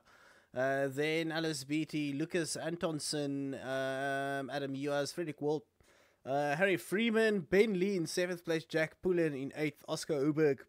And then I see Daniel Kelleher's name popping up here in 10th place. I wonder if he's, because I'm not seeing Daniel in the Discord at all.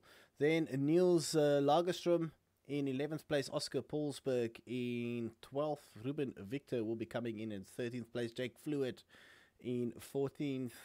Jake Fluid has got pace. He just finds himself in very unfortunate scenarios and then falls back down the grid. And then we've got Sebastian Grondel-Eels in 15th, Taylor Posthumus, who's pretty much late comer into tonight's racing in 16th place. And then Elfson in 17th, and I don't think John Wilson's going to come through to the race, and then Toby Bedford in 19th place. So there's quite a lot of drivers, and will all of them even rock up? Because I'm not seeing Daniel Keller in the Discord at all. Yeah, you know, there is a name there that I'm not seeing, which I expected to see was Alessandro Serenetti. So I expected to see his name in the LCQ. So he's made it through. We didn't expect that from him. It was definitely we're expecting him in the top of the LCQ as opposed to actually through. So even with that penalty, his results tonight have ensured that he makes it on the grid for that LCQ. As we have a look at the grid for this race, top 6 will be the ones going through. So in terms of the grid, Shan, there's a couple of drivers there who feel like they... Martin Varga, we've seen the pace he's at. Ellis Beatty, we've seen him hang on to some top drivers. Lucas Anderson as well. And our buddy Adam Nguyen, he's there. Adam Uaz, we've seen him right up there in the front. Frederick Wold. Harry Freeman was a name that you mentioned to me before we even started the event as one of the drivers to watch. Unfortunately, he's obviously had a difficult time. Daniel Keller, I hope we do see him out there. Oscar Paulsberg, we saw some great showing from him. It'd be sad if John Wilson doesn't join us tonight in that 18th place. Yeah, He did have some he's pace not Tuesday night. not online, I believe. So that's unfortunate. There's 19 names on this list. I'm expecting us to be at least 16 of them on the grid.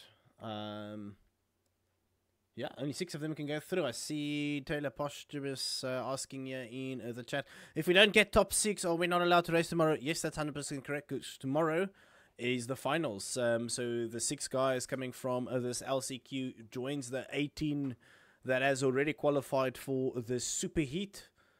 And those will be the 24 carts going into the final tomorrow. Yeah, most of us will say it's time to go home if you don't make it into the top 6 of the LCQ. Strangely though, you are already home, so you just can't log on tomorrow for the final, the superheat and the final. You say that. You say that. I have during this OKL South Africa event or Africa event, since there's 2 separate ones during this year, one of the juniors, I can't remember who it was, but they were at Kelso Scribanti. It was one of the Gauteng drivers. They were at Kelso Scribanti for a race there, and the dad had to pack in the simulator because they were really that committed to racing in the event. So maybe there is a driver here that's packing up and going back home. Backing up and go, making sure the hotel room has good Wi-Fi so that wherever they are traveling, they can still get on the grid. We did have that a few times as well in the a few of the other sim events I've been involved with. Drivers taking their sim with them down to the coast or into the national parks we have here. A lot of people like to visit over festive seasons and holidays. But to take your rig to another race event is a whole another deal entirely. Although I do suppose Verstappen and Norris do it quite often.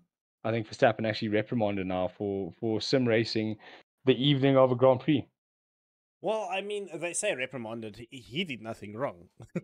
He was maybe just a little bit short-fused, but when isn't he? Verstappen has been doing this for years. It just really only got media attention this year, a lot more than previously, by the way.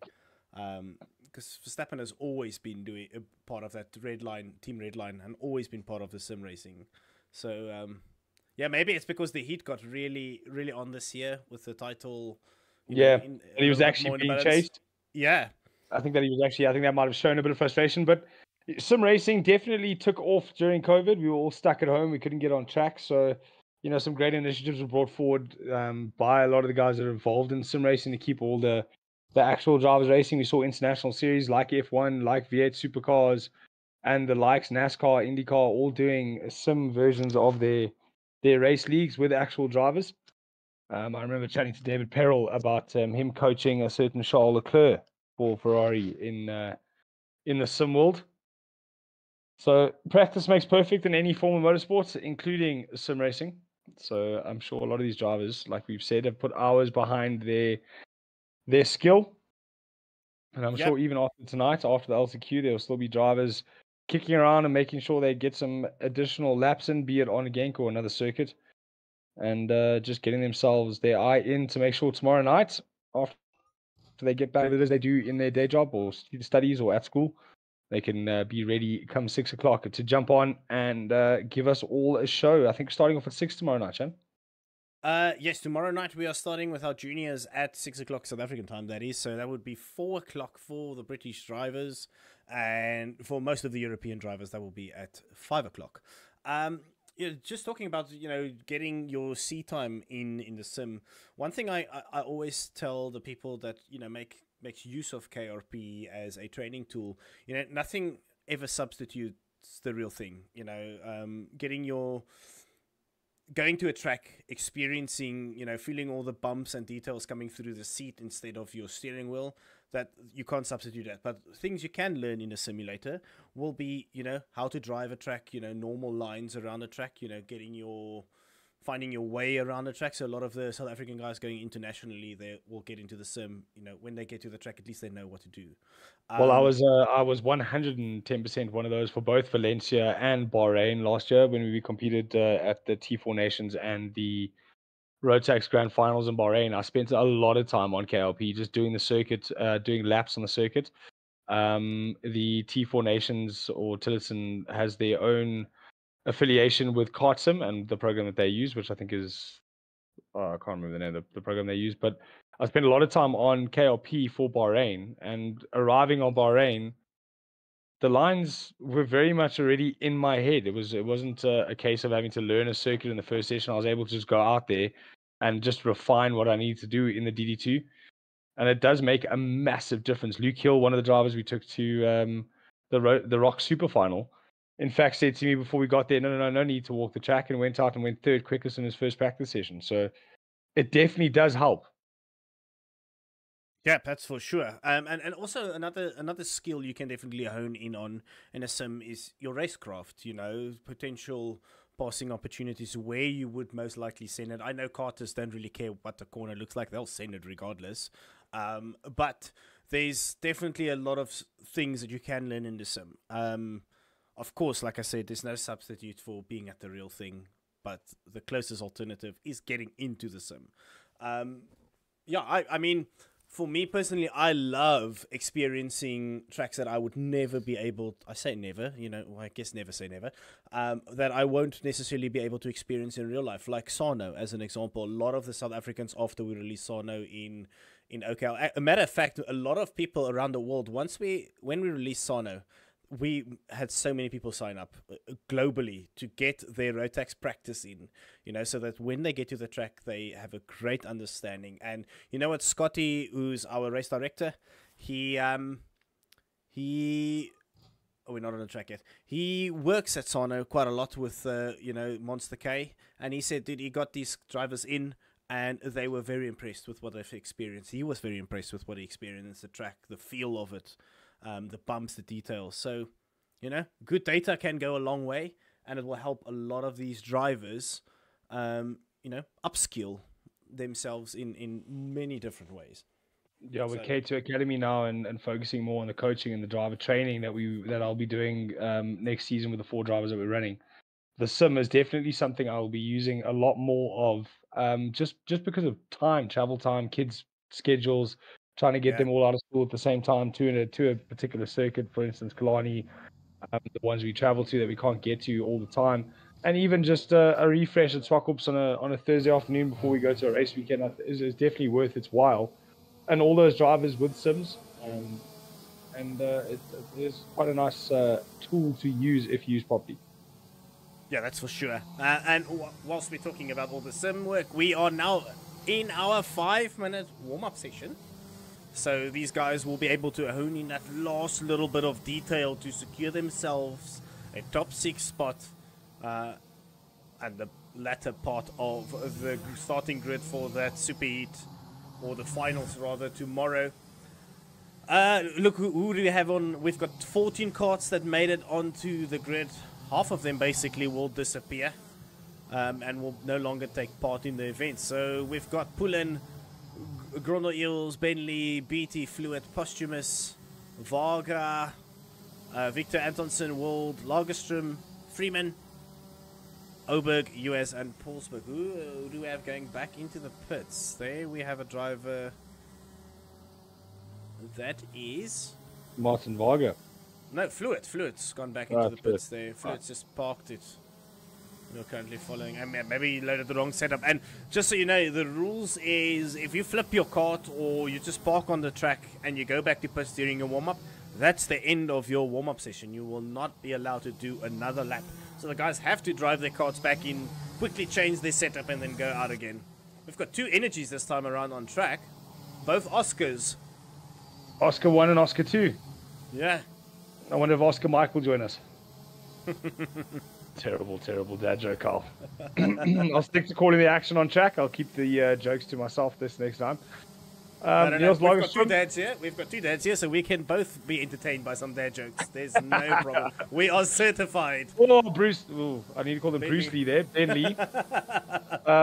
Ben Lee pulling a Bruce Lee, and unfortunately showing off some skittles that aren't involved in driving a car. Tyler Posthumus, our other South African driver, he's in this LCQ. Hopefully we see him make it through.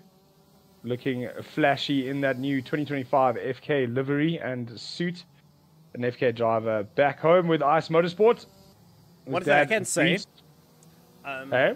sorry, one thing I can say is this is Posthumus' first sim racing season. So Tyler's really come a long way since starting out in OKL. Really improved. Tyler got initially involved when we were racing the Tillotson series. So well done to Tyler coming into this world event. Really inexperienced karter in the sim world, and a fantastic form. Even just to be in the LZQ with some of the best karters out of that 243 entries. Really well done to Tyler. Yeah, he's in the LCQ through no fault of his own. It's all been connection issues. He hasn't been able to race a lot. He's done one heat so far. Yeah. So it'll be nice to see young Posthumus up there. Hopefully he can make himself, well, no, not make himself available. Make it possible for him to join that final. Ruben Victor, another driver we've seen show some pace, but also be involved in incidents. Most of them first lap incidents on board that OTK. We have been told by some of the drivers, not the quickest car, definitely inside the top 3 though. Yeah. Victor also brand new to sim racing. We're also talking about tenths of a second. Yeah. It's very close together. Adam US, Hungarian driver, hopefully trying to emulate another driver from Hungary who recently won himself a Rotax Grand Final. But talking about US, he's a Hungarian-born driver living in Ireland.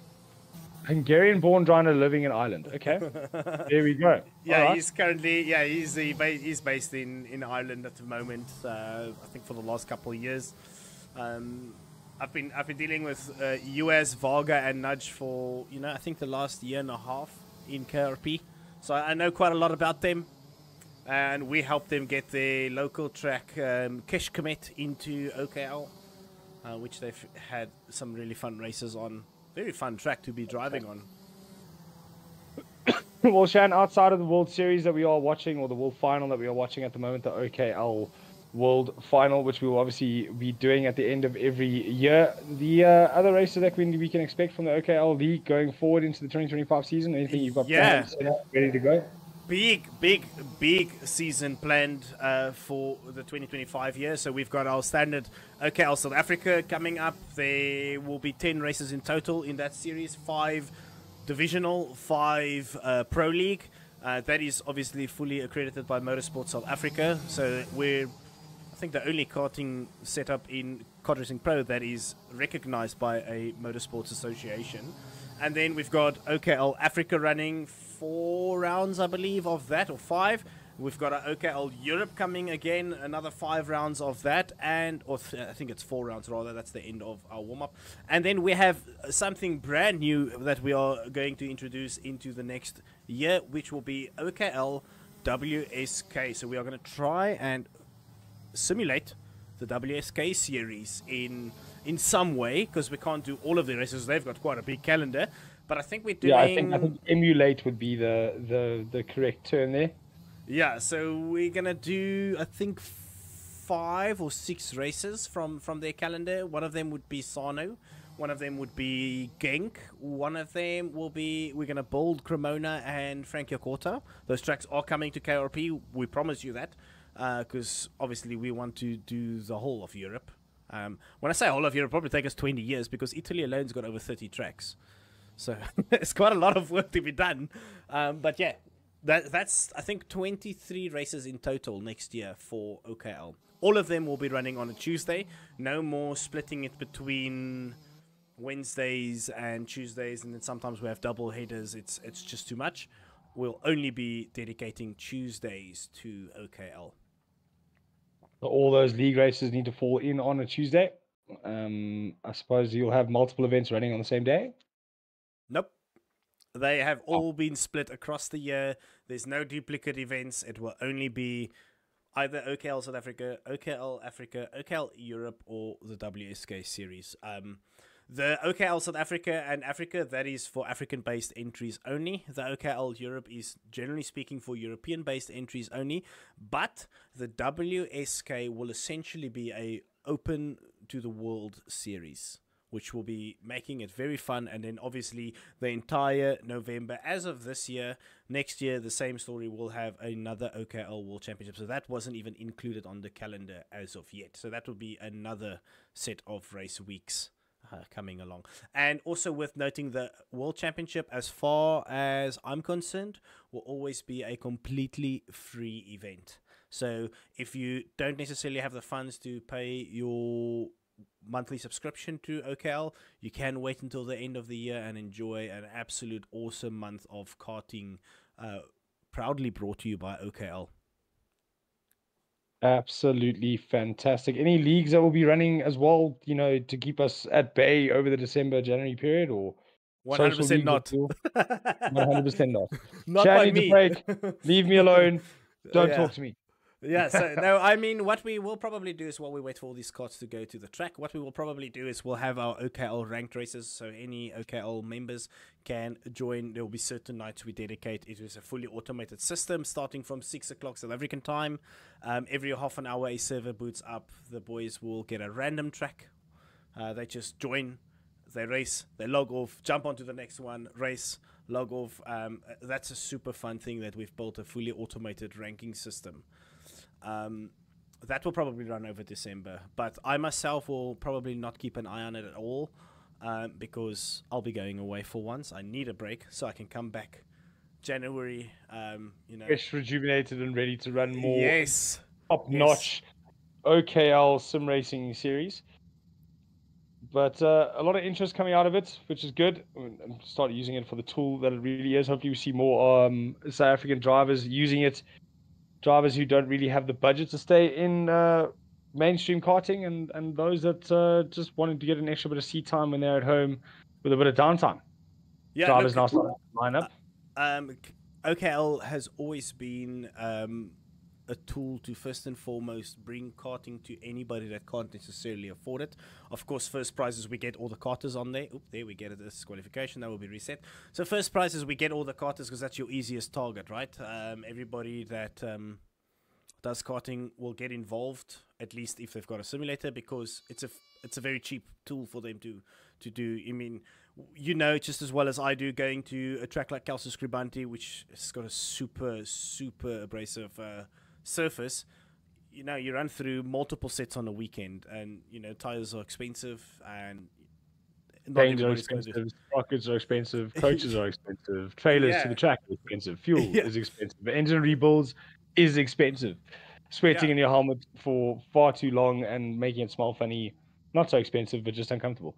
Yeah. So there's major advantages to spending some more time on the sim as opposed to going to the track, and you can't go to a track every evening when you get home from school. So KLP definitely doing what it needs to do in terms of as a tool, but it also allows and makes karting more accessible to those who couldn't otherwise afford it, and now affiliated with ASNs just increases that the notoriety, and you see more guys making the jump from sim to IRL. Drivers that we've seen do very, very well. The name escapes me right now, but a driver that's in karting at the moment with the RPM team recently just won OKJ at Red Star. It will eventually come to me, but it came from sim racing first and then to FK during COVID to test out a kart and got into racing that way. So a lot of drivers making the step from sim to IRL, and a lot of drivers giving up the IRL racing for in terms more so to get back into the sim because of the cost of it. One of those drivers who's starting out as a sim karter first is Ruben Victor, currently in this LCQ in South Africa. He's a local Cape Townian boy. I believe he is looking at getting into the DD2 setup, so that's going to be a very interesting step up for him. Coming from a simulator, getting into a very powerful DD2 kart, that will be a big change. So yeah, it is possible. You know, start here, see how it goes, how you feel. If you really like it, get into the kart, do 3 laps like I did, get out, almost die, get a good reset, and then get going again. The more you do it, the more you enjoy it. So yeah, there's multiple ways to get into karting via sim, Yeah, or well- just well- getting into the real thing. While we see these drivers heading off, I did actually ask you what other events you've got going completely selfishly, because watching some of this racing, you know, with me not being behind the wheel very much anymore, I think this is one way for me to stay, a little bit of a slide there, to stay in touch, keep up to date with what's going on in the karting world, and, you know, keep myself on form should I maybe get behind the wheel. So that's why I was asking about leagues. It was completely selfish, and although it did sound like good information to pass out around the world, it definitely was. Oh, untidy already on the warm-up lap. Freeman. Hey, Freeman. Tyler Postumus, they're just warming up his tires very, very hard. That's That a proper energy warm up there. delivery, that energy delivery has to be the best delivery out there at the moment. I absolutely love the way those cars look. The white bodywork with the blue frame. Man, I miss my energy. I do like this the FK. I really like it. But then I'm honestly the one kart that I really like, and that's the Praga. I love this blue and black kart. And then one kart we're not seeing here is the RS. I'm a big fan of that red looking kart. Oh, you must see the new 2025. It's red and I've- black, just like the Praga. It's Yes, I've absolutely seen it. phenomenal. Look, Kyle, Right. the OKL Masters is available for you next year. You can join it. But before we talk about it, let's get into this LCQ. We are ready to go. LCQ. Definitely. We are warming up on the slowdown lap. On the warm-up lap, formation lap, sorry. You know, let's go through all the possible names for it, and Carl will eventually find the right one. Q12 on the inside line there. Martin Varga, he's taking a page out of Alessandro's book. He's keeping it super, super slow, and not allowing any of the drivers to second guess when he will be on that throttle. We can see the loud pedal there, his right foot just tapping at the throttle, not giving it too much input. Let's keep an eye on that. We'll know when he's about to hit it to go. We're watching that right foot. He's on and off it. Oh, there's a somebody jump got a start crazy there. start in the Tram back. line jump start. That had to have been a tram line. We'll see when the lights went out. I'm sure the race director will look at that. Oh, down the inside goes that Praga you were talking about. It's Frederick Wold. He's managed to move himself up into that 4th place. So he is he's within the spot he needs to be to make the super heat. And these 4 seem to be breaking away. Martin Vega, Ellis Beatty, Lucas Antonsen.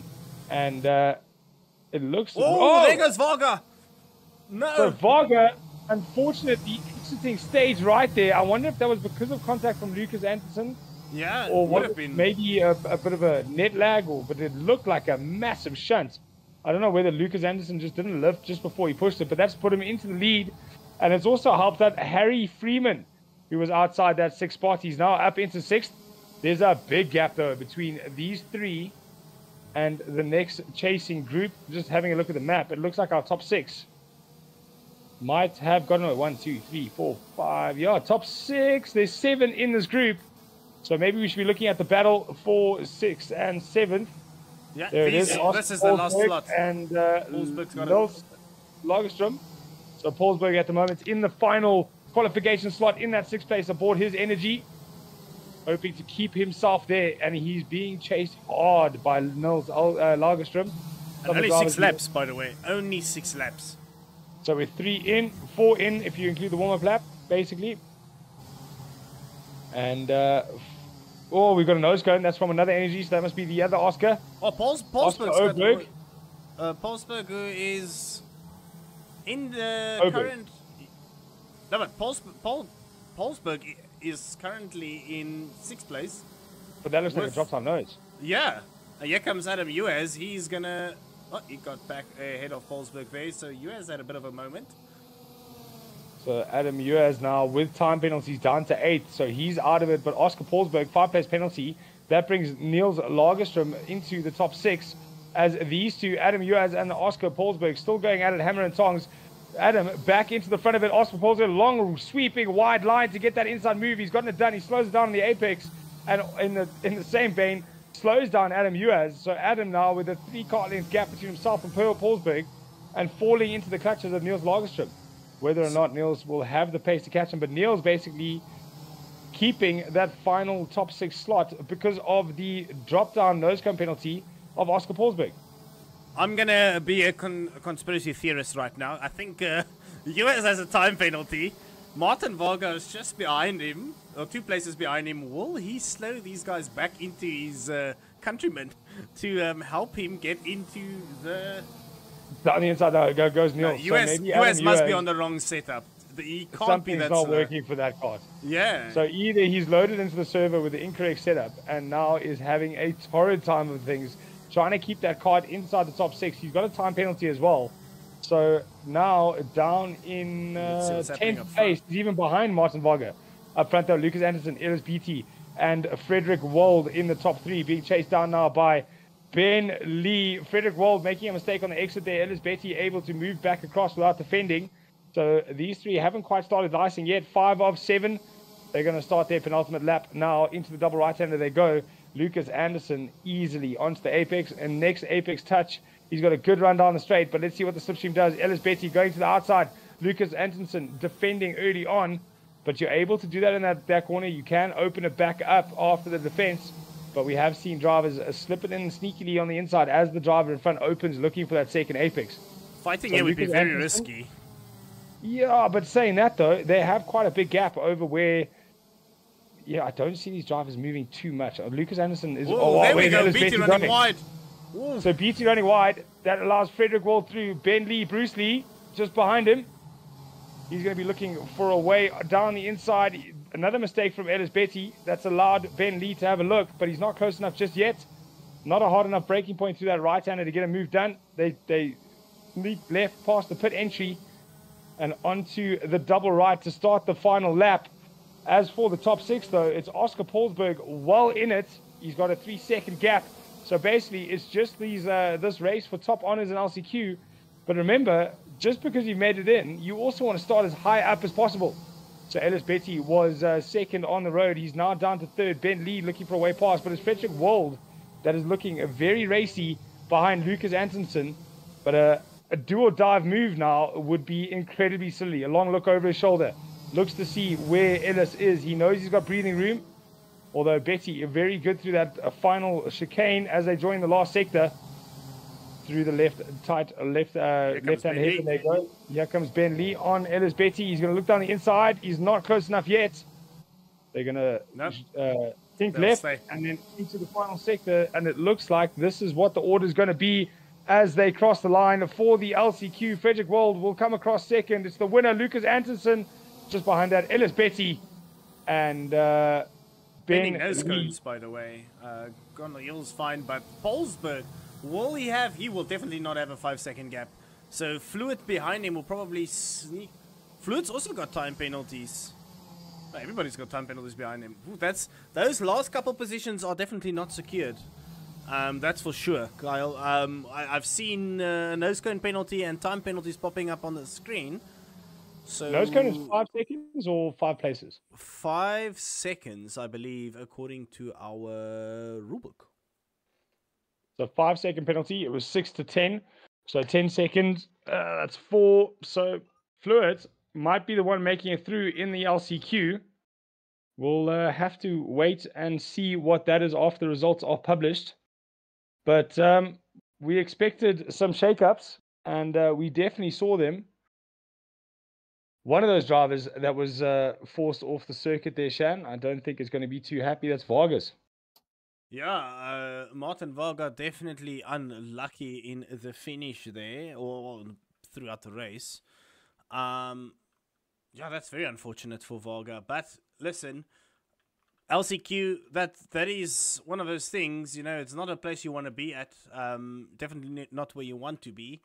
So hopefully Varga gets lucky. I don't suspect he's going to be lucky enough, but listen, I'm sharing my screen. We are currently having a look at that podium. Who do we think, Kyle, is going to make it through in that final to be the top of the world in the OKL world? Who do you think is going to get that top spot?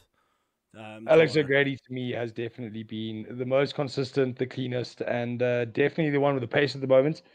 There could be a couple of upsets. Archie Heron, I think, good with the setup, good with the cart, been fast, but he hasn't been able to put it all together. My bet is definitely Alex O'Grady. Yeah, look, based off what we've seen, O'Grady he's got the pace to stay up in front. Tay Stevens definitely up there. He was not hit with O'Grady. He was all over the back of him. And, you know, they might be teammates during the heats, but tomorrow gloves are coming off. They are not going to give each other the room that they would have done during the heats because all of them wants to be the top dog, right? Everybody... also, whoever wins the world title, I believe, will get a 1-year membership at OKL. I believe so. So that was Alphonse Kiwi last year. So, you know, O'Grady, Stevens, one of those drivers might get them a really good year's worth of membership at OKL and enjoy the leagues that come with it. But yeah, I think O'Grady's definitely everybody's first bet, based off winning all 3 of the heats. But we've seen some good pace. I think a driver like Heron was definitely unlucky in a couple heats. But Tay Stevens, I think, has definitely got the pace to take it to O'Grady. But we can also then see somebody like Serenetti, maybe he figures out his gears for that final last 2 races. Kiwi could also pull through depending on where he starts. You know, so yeah, I'm excited for tomorrow. The last one, this will be the last races of the OKL year. Yeah, Kyle, I'll see you tomorrow for some epic racing. We've got the juniors coming up at 6 o'clock South African time, so that would be 4 o'clock GMT. They're racing nice and early because the youngsters, we've got one of the drivers, I believe, 7 years old, very young. Wow, very young. From I think the driver's from Belgium, either Belgium or the Netherlands. Pretty much same. They are right next to each other, I believe. So I'm super excited to see what the juniors does tomorrow. I'm hoping Max Boshoff makes it through. I think they also have the regional prize giving for Kalani tomorrow. Maybe his parents pull something through there and lets him race and then take him through the event. But there's going to be some good South Africans OKL names from the juniors category in there. The likes of Ruan Victor, Shai Nagura, Alexander Prajsovic, and then some newcomers, international drivers. So yeah, I'm excited to see that. And then after that, 8 o'clock or 6 o'clock British time, we're going to start with what promises to be an epic 2 races. Super heat, then the final, and we're going to crown a world champ. All right, guys, I think that will be it from our side. Thank you so much for tuning in. This is going to be the last race tomorrow, and we will see you tomorrow for epic racing. Goodbye from my side, Sean Nopesha and Kyle Lawrence. Hopefully you guys have been as entertained as we have. And a final shout out to our sponsors, SimWorld, Sports Live South Africa, and then Motul. Thank you all for being part of this journey. We will see you tomorrow for the last races. Goodbye. Thank you and good night.